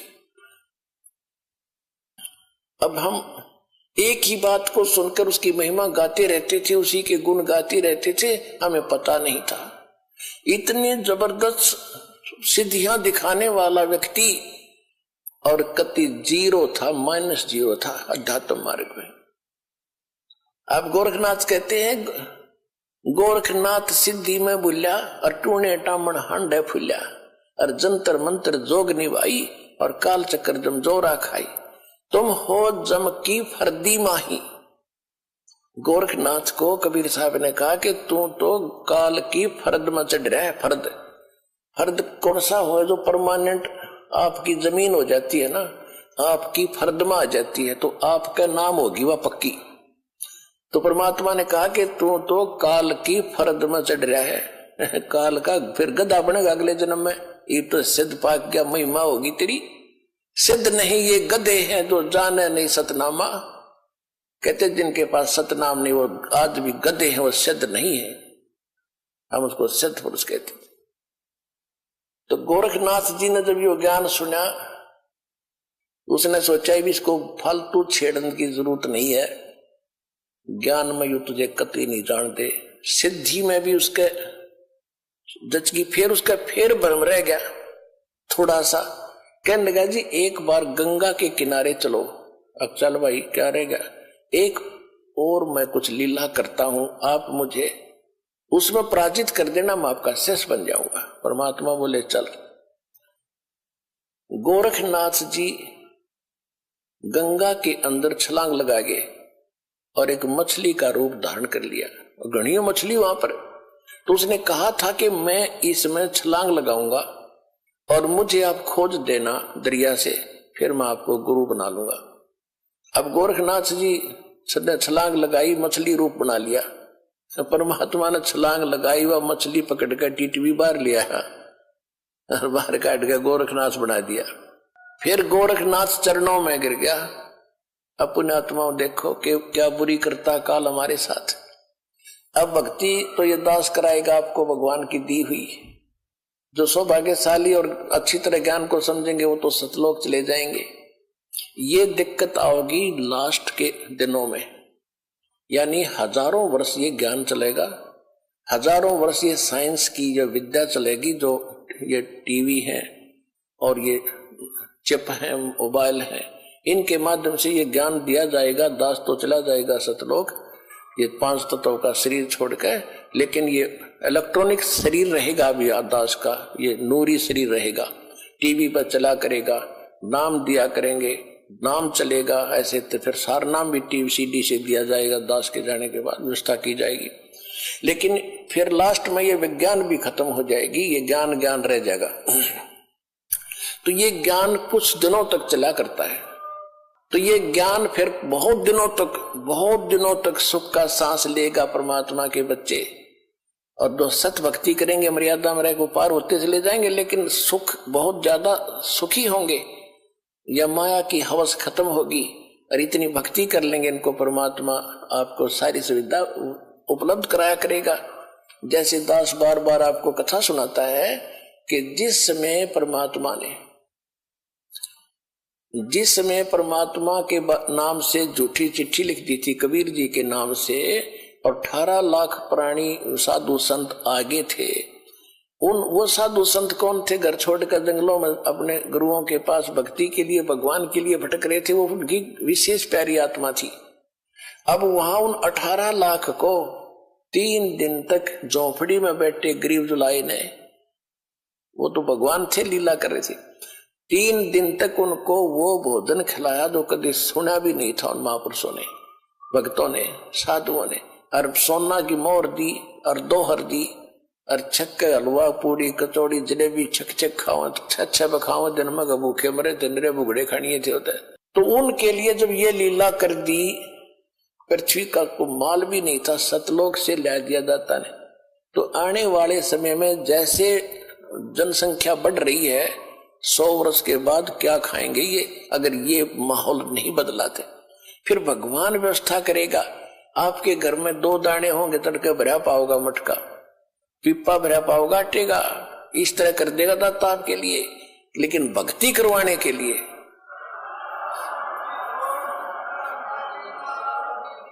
ये उनकी करेगा जो भक्ति करेंगे, और जो बकवाद चाहोगे वो अपना करते रहियो। ठीक है, जैसा भक्ति भजन करेंगे उनका लाभ मिल जाएगा, लेकिन वो उसमें से खड़ी रह जाएंगे। तो इसलिए फिर गोरखनाथ जी ने परमात्मा के चरणों में मत्था टेका, उनके शिष्य बने। अब देखो कितनी बढ़िया धोखा होता हमारे साथ। अब जो इस भक्ति को करके और पार हुए नहीं, देख कितना बड़ा बखेड़ा होगा उनकी जान में। कोई तो जाएगा, जैसे पूरी साधना करते हो आप, प्रथम मंत्र में गणेश जी का, विष्णु जी, लक्ष्मी का, ब्रह्मा जी, सावित्री जी का, शंकर भगवान, पार्वती का, दुर्गा जी के, ये सब नाम जाप करते हो। जो पार नहीं हुए, फिर ये आप अपने इस पुण्य की कमाई इनके लोकों में जाकर बहुत अच्छी सुविधाएं प्राप्त करके वहां ठाठ से देवता बनकर रहोगे। लेकिन बैंक बैलेंस भक्ति का आपका खत्म होगा। जो वहां से खत्म हो गए, फिर ओम नाम का जाप जो सतनाम के साथ आपने जाप किया वो ब्रह्म का बन जाता है। फिर ब्रह्मलोक में जाओगे, ब्रह्मलोक में हजारों युगों तक रहोगे, इतनी गजब की कमाई हो जाएगी आपकी। ब्रह्मलोक में जब पूंजी खत्म हो जाएगी, फिर आपको पृथ्वी पर पटकेंगे, पृथ्वी पर राजा बन जाओगे, कुछ सिद्ध बन जाते हैं जैसे गोरखनाथ जैसे, और फिर दुनिया में प्रसिद्ध हो जाते हैं। कर्म बिगड़ते बिगड़ते ऐसे बिगड़ जाएंगे, फिर गधे बन जाएंगे। और फिर कभी इसी युग में, ये प्राइम टाइम जो चल रहा है, 5505 वर्ष को युग बीत चुका है, उसके बाद ही दाव लगेगा। तो इस करके सावधान रहना, इस भक्ति मार्ग में विचलित ना होना। अब क्या है कि परमात्मा आए थे, ऐसे ही लीला किया करते थे। जिस समय गोरखनाथ हार गया और परमात्मा की लीला हुई, गोरखनाथ ने चरण पकड़ लिए, लाखों कई हजारों की संख्या में गोरखनाथ वाले और वैष्णो पंथ वाले परमात्मा कबीर जी के शिष्य हुए। पुण्यात्माओं, हमने परमात्मा की महिमा लीला कैसे भगवान माने थे, जैसे श्री कृष्ण जी ने, श्री कृष्ण और अर्जुन ने एक वेश बदलकर साधु संत का रूप बनाकर मोर ध्वज राजा के घर गए थे। जिस दिन वो अपने पुत्र को ताम्र ध्वज को राज तिलक करना चाहता था, और उसके उपलक्ष्य में उसने एक साधु संतों को आमंत्रित कर रखा था। एक यज्ञ का अनुष्ठान था। उस यज्ञ के अंदर एक कंडीशन होती थी कि जो साधु संत खाने को मांगे वो देना पड़ेगा, नहीं तो यज्ञ नहीं मानी जाएगी। तो ये दोनों चले गए। अर्जुन के मन में एक दोष आ गया था। अर्जुन कह रहा था जय भगवान, क्योंकि ये शिष्य भी था अर्जुन, और अर्जुन कृष्ण का शिष्य था और रिलेटिव भी था। तो कह रहा था जी मैं आपका सेवक हूं, ऐसा कोई और नहीं है पृथ्वी पे। तो परमात्मा श्री कृष्ण जी ने उसका भ्रम निवारण करने के लिए वहां ले गए ताम्रध्वज राजा के घर पे। कहने का भाव यह है कि उन्होंने खाने को क्या मांगा, ताम्रध्वज मोरध्वज ने पूछा जी भोजन खाओ। श्री कृष्ण ने साधु रूप में कहा कि हमारे साथ एक शेर है, वो सिंह बना, शेर ले रखा था, एक माया से अपनी सिद्धि से शेर बनाया था। और पुण्यात्माओं कहते हैं रामकृष्ण सतगुरु सहजादे ये परमात्मा की पुण्यात्मा है। कृष्ण और राम ये इसी समय भक्ति करके ये रह गए थे अनजान, और ये बन ठगे काल के ये पुण्य आत्माओं में से इनको जन्म दे दिया। अब इनकी रक्षा भी भगवान ही करता है। जब श्री कृष्ण जी ने वो माया रूपी शेर बनाया तो परमात्मा स्वयं आगे शेर रूप धारण करके कि इनकी काम बिगड़ेगा और ये गलती करेंगे और ये बेइज्जती होगी भगवान की, मेरी होगी। तो वहां जाकर उन्होंने क्या किया कि राजा ने पूछा जी क्या खाओगे भोजन? कृष्ण जी बोले कि पहले मेरे शेर को खिलाओ फिर मैं बाद में खाया करूं। और मेरा शेर मांस बकरे का नहीं खाएगा, पशु का नहीं खाता, ये मनुष्य का खाता है, नरभक्षी है। और मनुष्य का भी सुन ले, किसी पल्लेदार को मत पकड़ लाना, आपके परिवार के घर के सदस्य का एक का मांस खाएगा तब हम भोजन करेंगे। अब कहने का भाव ये है, इसको ज्यादा ना बढ़ाए। आखिर में ताम्र ध्वज को चीरने का आदेश मिल गया बीचों बीच। ताम्र ध्वज को चीर दिया, फिर उसको जीवित कर दिया, मर गया था। और इस कारण से कृष्ण जी को भगवान मान लिया। अब परमात्मा ने कितने जीवित किए आपको कथा सुनाता हूं। एक सम्मन नाम का मनियार था, बहुत ही निर्धन गरीब थे। दोनों पति पत्नी, उसकी पत्नी का नाम नेकी था और दोनों पति पत्नी परमात्मा के शिष्य हो गए थे, कबीर भगवान के ज्ञान से परिचित हो गए थे। एक उनका लड़का था 10-12 वर्ष का, उसका नाम सेऊ था। सेऊ, शिव कहते हैं उसे, सेऊ कहा करते उसको। तो तीनों के तीनों भगवान के ज्ञान में खूब रंगे हुए थे और जहां भी वो जाते थे सम्मन और नेकी पति पत्नी चूड़ियां पहनाने के लिए गांव नगर में, तो वहां परमात्मा कबीर जी की चर्चा करया करते थे कि हमारे गुरु जी इतने सक्षम है, हमारे गुरु जी इतने सक्षम है। ऐसे सिकंदर लोधी की जलन का रोग ठीक कर दिया, एक गऊ काट दी थी सिकंदर लोधी ने, वो जीवित कर दी। तो औरतें सुनती थी लेकिन मन में दोष रखती थी कि ये बेकार रखे गरीब आदमी, ऐसे कभी हो सकता है? अगर ऐसा होता तो ये होता वो होता, मतलब मन में अंदर दोष रखती थी, सुन अवश्य लेती थी। एक दिन क्या हुआ कि कबीर परमात्मा जी उनके घर चले गए। अचानक घर चले गए तो क्या देखा कि खाने का के लिए पूछा, 3 जने थे। इसी प्रकार एक कबीर परमात्मा जी ने एक कमाल नाम के लड़के को, 12-13 वर्ष की आयु का था, उसको मुर्दे को जीवित किया था। एक शेख तकी नाम का मुसलमान पीर था जो परमात्मा कबीर जी से ईर्षा रखता था। उसने ये शर्त रखती थी कि कोई मुर्दा जीवित कर देगा। कबीर सिकंदर लोधी राजा के सामने ये शर्त रखती थी, दिल्ली के बादशाह के सामने, कि यदि कोई मुर्दा जीवित कर देगा कबीर तो मैं कबीर जी को अल्लाह का अवतार मान लूंगा, नहीं तो नहीं मानूंगा। और मुसलमानों को कह दूंगा कि राजा काफिर हो गया है और काफिर को गुरु बना लिया है। सिकंदर लोधी चिंतित हुए, तब कबीर साहब ने कहा था कि टेंशन ना ले राजा, इसको कह दे कोई मुर्दा मंगा ले। परमात्मा की दया हुई, जिस दरिया के ऊपर बैठे थे ठहरे थे वहीं पर एक मुर्दा बालक, घर वालों ने उसको अंतिम संस्कार करके, मृत्यु हो चुकी थी बालक की, वो 100 भेज देते, जल प्रवाह कर दिया। कई कबीले ऐसे होते हैं जो दफनाते नहीं, जलाते भी नहीं, वो जल प्रवाह कर देते। वो बच्चा मरा हुआ आ रहा था 100। तब कबीर साहब ने, सब हजारों की संख्या में सैनिक थे, अंगरक्षक थे, उस बच्चे को जीवित कर दिया था और वो बच्चा फिर परमात्मा के साथ बालक रूप में रहा था। परमात्मा का अपना कोई बच्चा नहीं था। तो सभी ने कहा था जब लड़का जीवित हो गया कि कमाल कर दिया, कमाल कर दिया भगवान, आपने कमाल कर दिया। उसका नाम कमाल रख दिया। वो बच्चा भगवान के साथ परमात्मा ने पुत्र रूप में पाला। एक दिन उस कमाल का ये भ्रम हो गया था कि मेरे जैसा सेवक भगवान आपका और नहीं। अब उसकी फड़क निकालने के लिए गोरखनाथ, एक शेख फरीद जो परमात्मा, वो पहले गलत डलेड हुआ था, कुएं में भी लटक गया था, परमात्मा वहां पहुंचे थे और उससे कहा था कि भले आदमी तू क्या कर रहा है कि मैं भगवान को दर्शन करने के लिए कुएं में उल्टा लटका हुआ हूं, तपस्या कर रहा हूं। तो परमात्मा ने कहा था कि मैं हूं वो भगवान, अल्लाह अकबर, जिसकी तू खोज कर रहा है। तो शेख फरीद कहने लगे कि बकवाद ना करे भगत, भगवान ऐसा थोड़ा ही होता है, भगवान देखा थोड़ा ही जाता, तो निराकार है, वो बेचून है।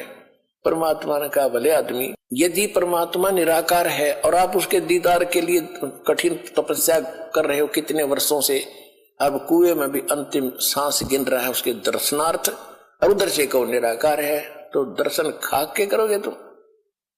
अब कहते गामकार ज्ञान का तो चमका ऐसा लग गया, अगर ओ सेध जा एकदम बुद्धि बदल गई, रख तेरा गजब हो।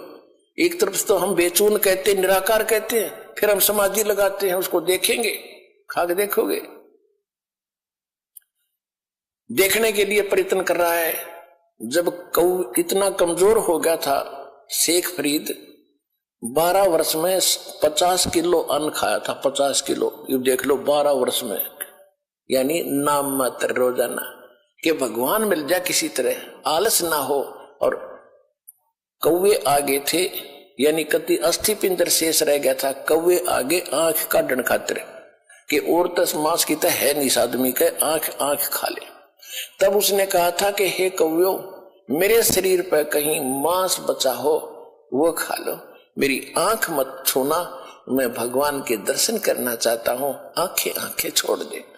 इस डर से भाई बाहर रहूंगा तो कौवे खा जाएंगे, आंख फोड़ देंगे, दर्शन कैसे करूंगा, इस उद्देश्य से कुएं में लटक गया था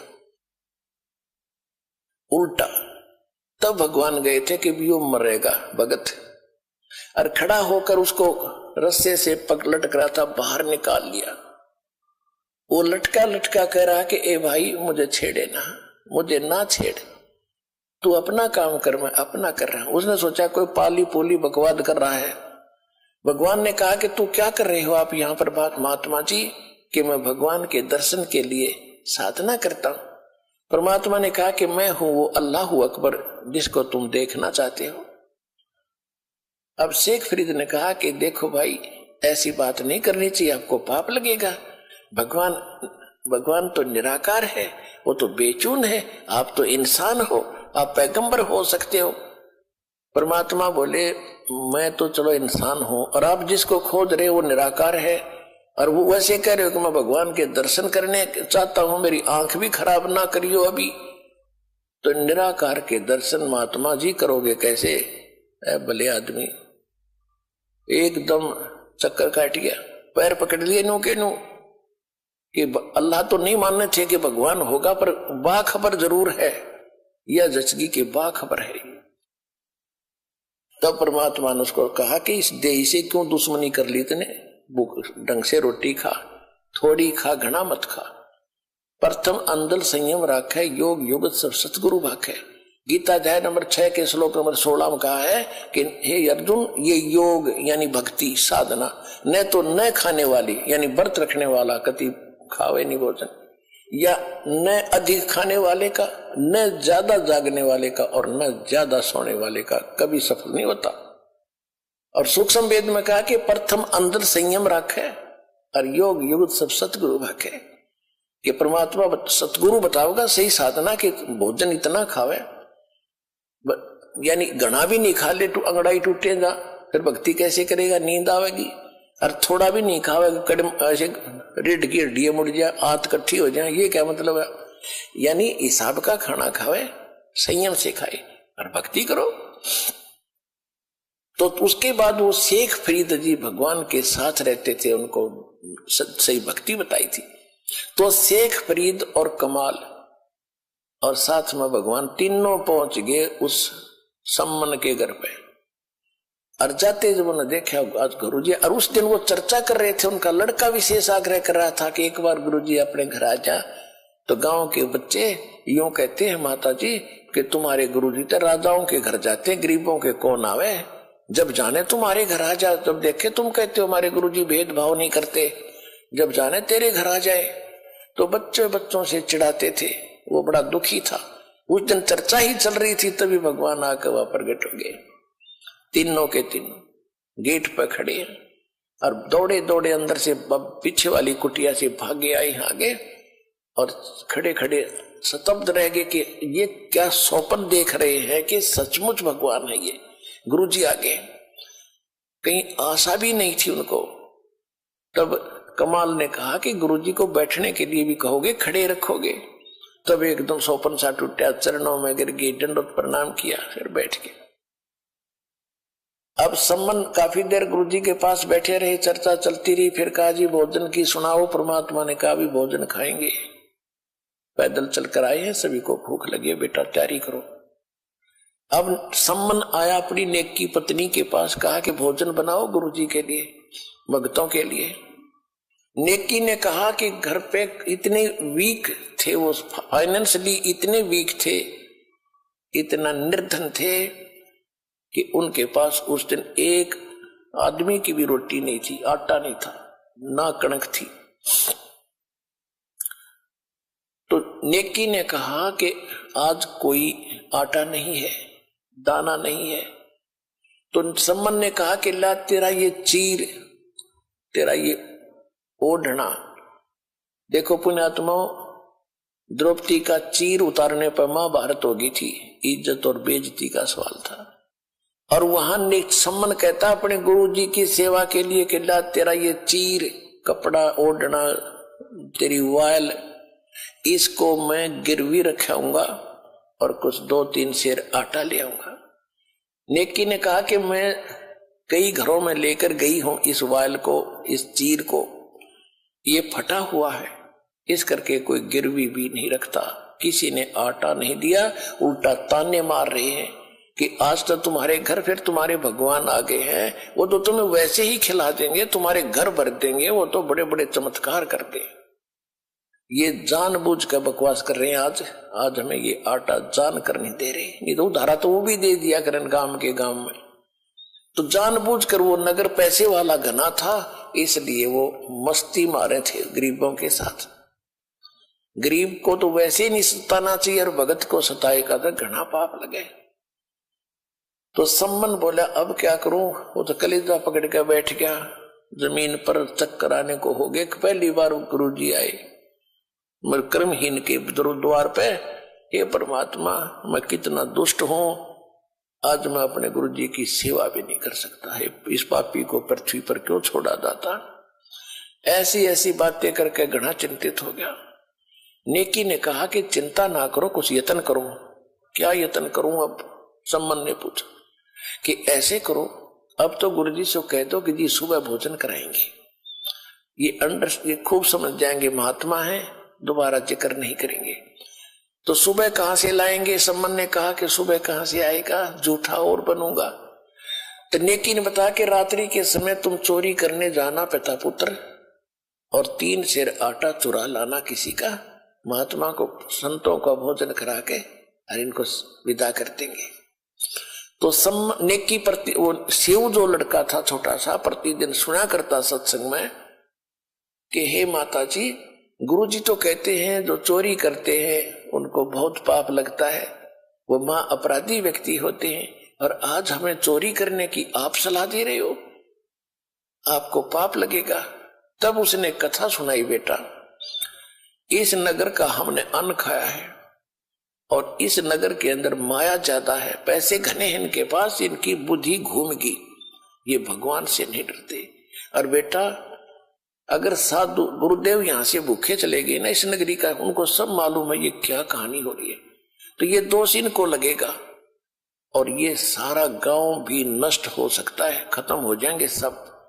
एक कथा सुनाई कि ऐसे एक नगर था, उसमें पैसे वाले लोग घने थे, साधु संतों का आदर करना छोड़ दिया था। उस नगर के पास एक सिद्ध पुरुष आके रात्रि में रुक गया, उसके साथ एक बच्चा था, उसका चेला था। वो खाना मांगने के लिए नगरी में गया तो उस नगरी ने सब ने मजाक कर दिया कि तू मस्टंडा है और खाने कमाने योग के योग्य है, और तुम मांगते फिरते हो, हमारी मजदूरी कर लो, पल्लेदारी कर लो, चलो तो रोटी मिल जाएगी। वो सारी नगरी में घूम कर खाली हाथ चला गया। संत ने पूछा बेटा क्या बात हुई? उस भगत ने कहा, शिष्य ने कहा गुरुदेव ऐसी नगरी मैंने नहीं देखी, सीधे मुंह बात भी नहीं करते और ऐसी ऐसी बकवास करे। सिद्ध ने कहा कि तू सुबह फिर जाना। अब वो सुबह फिर गया, सुबह गया तो वही बातें, फिर वो वापस आ रहा था। रास्ते में एक कुम्हार था, कुम्हार का घर था, विधवा थी वह कुमारी, 5-4 बालक थे छोटे छोटे, वो खुद काम करके गुजारा कर रही थी। अब उसने वो बच्चा श्याम को भी जाते देखा था, उसको मालूम था कि कोई अन्न नहीं देगा। और कुछ साधु संत ऐसे होते थे जो छोटी जाति वालों का भोजन नहीं लेते थे, इसलिए उसने टोका नहीं कहीं श्राप ना दे दे।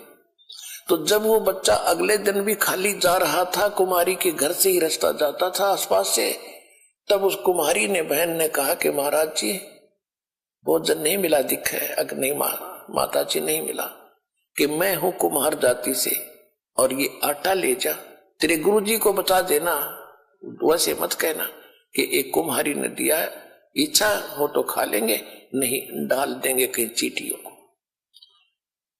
अब वो लेकर के चला गया, उसने सारी कहानी बताई थी। उस नगरी में तो जालिम लोग रहते हैं, और ये आटा ऐसे एक माई ने दिया है, वो कुम्हार जाति से है, आपकी क्या आज्ञा है भगवान? गुरुदेव बोला बेटा यह आज्ञा है मेरी, तू वापस जा और इस भोजन को बना ले, खा ले, मैं तो खाऊंगा नहीं। और वापस जा, उस बेटी ने कह दे कि यहां से अपने परिवार को उठाकर ले जा, शाम से यहां से वक्त से लाद ले जा अपने सारे सामान ने, रात को ये नगर नहीं रहेगा। और ये बताएगी नहीं किसी को, नहीं तो वो भस्म हो जाएगी। और जहां रात हो जा वहीं रुक जाना, वहीं बस जाएगी, वहीं बस जाएगी, उसका वहीं पर वास हो जाएगा। अब उस संत ने आके बताया शिष्य ने कि मेरे गुरुजी बहुत सिद्ध पुरुष है, जो वचन निकाल देते माई सच्ची मान लेना। और उन्होंने कहा तू यहां निकल जा अपने सारे साजबाज ने लेकर, जहां तुझे रात हो जाए वहीं रुक जाना, वहीं तू बस जाएगी और रात को ये पूरा नगर खत्म होगा। इन साधु संतों को भूखा रखा है। तो माई पता था साधु संत की वचन पहले बहुत इस तरह के सिद्ध पुरुष निरे होया करते थे, इनका डर भी था। माई ने जब लाद लिए सारे भाषण गधों पर, और चलते चलते वहां रुक गई, जाकर वहां से उस नगर से थोड़ी सी दूरी पर 10-15-20 किलोमीटर वहां रात होगी, वहीं रुक गई। और रात को वो सारा का सारा नगर कति नाश हो गया। ये साथ में एक अग्रोहा स्थान है, यहाँ ज्यादा सेठ रहते थे पैसे वाले, ये एक सिद्ध पुरुष ने खत्म किया था। यहां से एक माई चली थी, वो कुम्हारी, एक कुम्हारिया गांव बसा है उस कुम्हारी के नाम से। अब सुबह सारे वो नाश हो गया, कति एक भी नहीं बच्चा, क्यों रात ने सारे अंदर, रात ने भूकंप का करके सिद्धि से सब खत्म। अब जब ये पता चला क्षेत्र वैसे गांव गर्क गया, गांव नष्ट हो गया, कौन बचा है? उस माई ने बताया कि मैं बची हूं, और एक साधु ने ऐसे बताया था, उन्होंने ऐसा ऐसा किया और मेरे को बता दिया था, मुझे बताने का आदेश नहीं था, मैं उनको नहीं बता पाई। तो सबको इतनी हमदर्दी हुई उस माई के ऊपर, गरीब और भगवान की कृपा होती है कि वहां उसको कोई सैकड़ों किले जमीन दे दिए और वहीं बस गई, उसके नाम से कुमारिया गांव बसा हुआ। अपने आत्मा नेकी ने अपने पुत्र से कहा बेटा अगर तुमने इस नगरी के तुम हितकारी हो तो चोरी करके लाइयो बेटा, अगर ये संत भूखे चले गए यो गांव गर्क हो जाएगा, इसका बेड़ा गर्क हो जाएगा बेटा, अब तुम देख लो, चोरी को दान कर दे बेटा, चोरी नहीं है। और हम साधु संतों के लिए हम नहीं खाएंगे एक दाना भी, ये पर्ण पक्का है। संबंध से वो बोला वहां बिल्कुल सही है, इस नगरी की हम रक्षा करेंगे, कि हमारे साथ कुछ भी बनो। दोनों बाप बेटा रात्रि में एक सेठ के घर पर जाकर सुराख लगा लिया दीवार में, और सेऊ अंदर चला गया। पहले सम्मन कह रहा था बेटा तू बाहर रहे, मैं जाऊंगा। सम्मन सेऊ ने कहा कि नहीं पिताजी, आपको पकड़ लेंगे तो इस लाला जी की राजा तक पहुंचे, आपको फांसी लगवा देगा, और मैं बालक हूं, मुझे बालक समझ कर छोड़ देंगे। तो सम्मन कहने लगा अगर तू मर गया तो फिर मैं क्या करूंगा जी का बेटा, नहीं तू बाहर रह, मैं जाता हूं। नहीं, सेव नहीं माना, कहने का भाव कि सेव प्रवेश कर गया। तो सम्मन ने कहा बेटा 3 शेर हटा लाना, ज्यादा नहीं। तो अंदाजा सा अपनी फटी पुरानी चद्दर में 3 शेर आटा डाल के चल पड़ा। चलने लगा, जब आवाज होगी खुड़का होने से, शोर होने से, लाला जी जग गया। वहीं सो रहा था दुकान में, और उसने जो सेव निकलने की चेष्टा कर रहा था उसके पैर पकड़ के घसीट लिया वापस कि चोर चोर चोर करके। तब तक उसने वो आटा बाहर फेंक दिया था, पोटली में बांध के पिताजी आप ले जाओ, मेरे को लाला जी ने पकड़ लिया। और लाला जी ने घसीट के और बांध दिया खंबे के, और देखा कि तू अच्छा है चोर, तुम चोर हो, वैसे भक्त बने फिरते थे, आज तुम्हारी पोल खुल गई। तब सम्मन उससे नेकी उससे ने कहा लाला जी हम चोर नहीं है, हमारे घर हमारे गुरुजी आए हैं और उन हमारे पास कोई आटा नहीं था, उधारा भी नहीं दे रहे थे, कोई किसी प्रकार भी गिरवी रखने से भी नहीं दे रहे थे, हम नहीं खाएंगे, 3 शेर आटा लिया है, हम आपका फिर दे देंगे कुमा करके। कहने लगा अच्छा सुबह पता चलेगा। अब पता चला ना कि चोरी तो वो तुम्हारे गुरु करवाते हैं तुमसे, अब चोर को क्या पीटे, चोर की मां को सजा देंगे। कौन दे सुबेरा, राजा के पास कंप्लेंट करूंगा तुम्हारे गुरुजी की, कल देखना क्या होगा। अब हुआ और छाती पकड़ी गई, कलीजा पकड़ा था निक्की सम्मन सेव का, ले वे जुल्म हो गया, ये तो नाश करेंगे, गुरुजी की बेइज्जती करेंगे कल को। अब उधर से निक्की ने पूछा कि बच्चा कहाँ है। जब सम्मन लेकर गया आटा, लड़के की मां ने पूछा बेटा कहाँ है, कि वो तो सेठ ने पकड़ लिया और मैं आटा लेके आ गया। निक्की ने सोचा कि सुबेरे बच्चे को, अब सुबेरे बच्चे को पहचानेंगे और फिर क्या करेंगे, गुरुजी को सजा देंगे ये लोग। ऐसा क्यों ना करते हैं कि लाला जी बोल ना सके, सुबेरे जिक्र भी ना करे कौन था कौन नहीं था। तो इस उद्देश्य से अपने गुरुदेव की इज्जत बचाने के लिए हृदय से कि भी नाश हो जाएगा, जब कल पता लग गया तो बेइज्जती कर देंगे गुरुदेव की। अपने पति से कहा मां ने, अपनी उसकी पत्नी ने कि जा तलवार ले जा और लड़के का सिर काट दे और सिर ले आना। तो उसने ऐसा ही किया।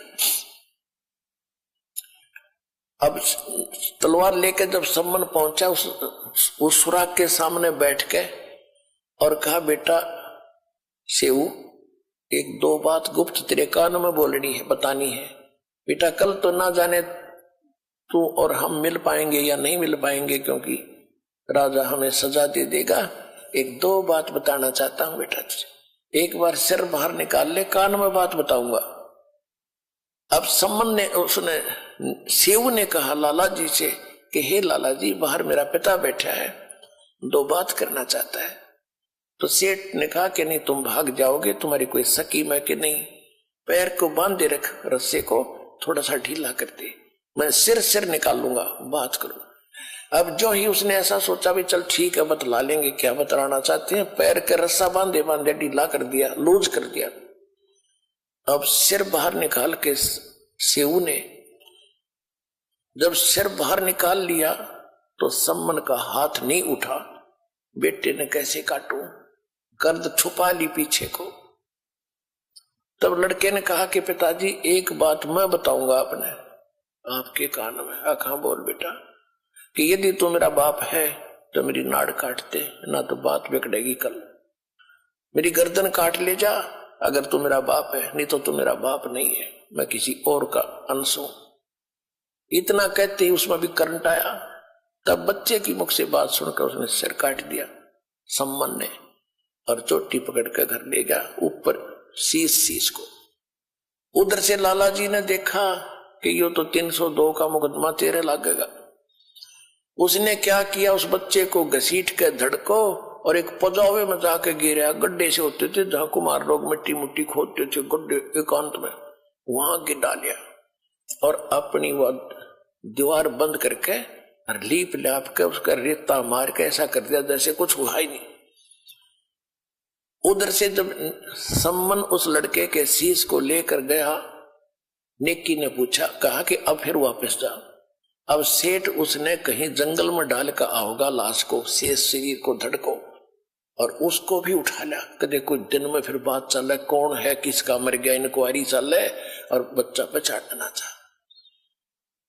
अब फिर वो गया सम्मन जहां उसकी घसीट जा रही थी, लाला जी ताकत अपना बैठ गया करके शांत, और वो लिया फिर उसने ठा के बच्चे के लाश को चादर ढक के और ला के कोने में डाल दी झोंपड़ी के, और ताक में अलमारी के एक ताक में रख दिया सिर।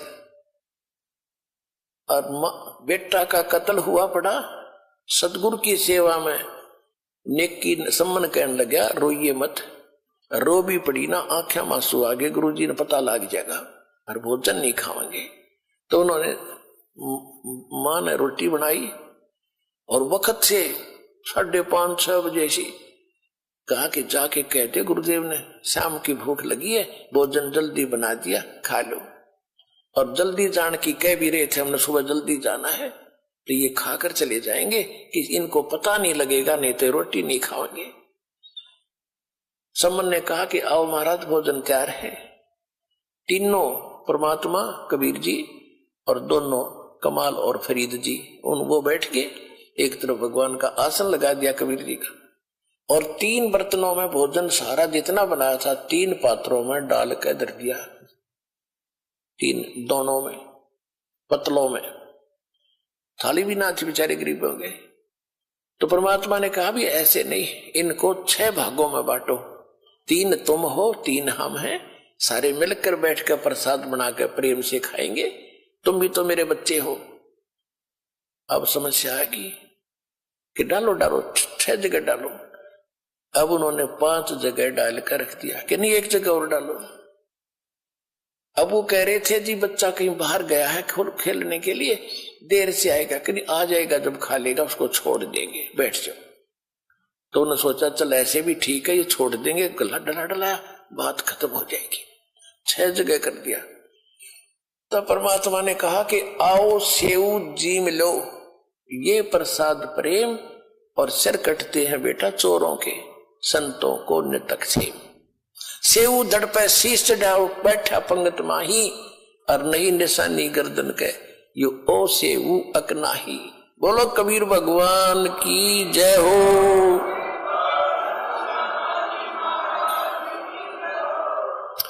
सेऊ के धड़ पे ताक से अलमारी से उठकर सिर और जमीन पर पड़े धड़ पर लग के, और बच्चा पंगत में आकर बैठ गया, और माता पिता ने गर्दन हटा कर कभी हटाकर देख रहे हैं, इसका निशान है कि वो ऐसे है कि दूसरा।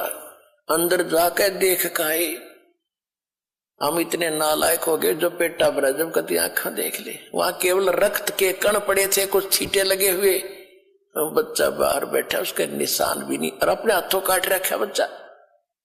समर्थ का शरणाग हो, रंग होरी हो, भाई कदे न हो ऐ काज राम, रंग होरी हो।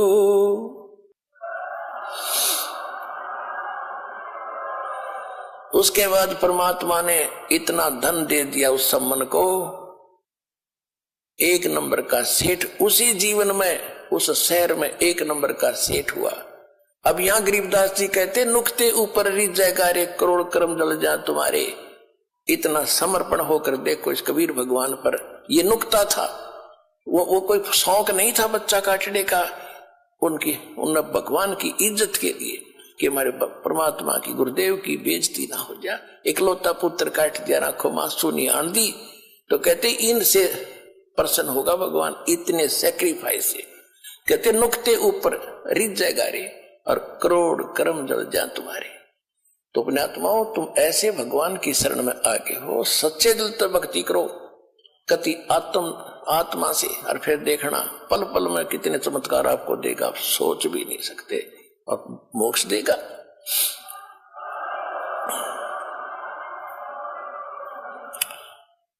तो पुण्यात्माओं, आपका सौभाग्य है कि आप जी को वो संत मिला, सतगुरु मिला, और वो भगवान मिला जो यहां भी सुख देगा और परलोक भी आपका सुखी करेगा।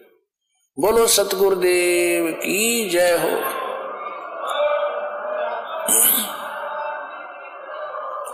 सत साहिब।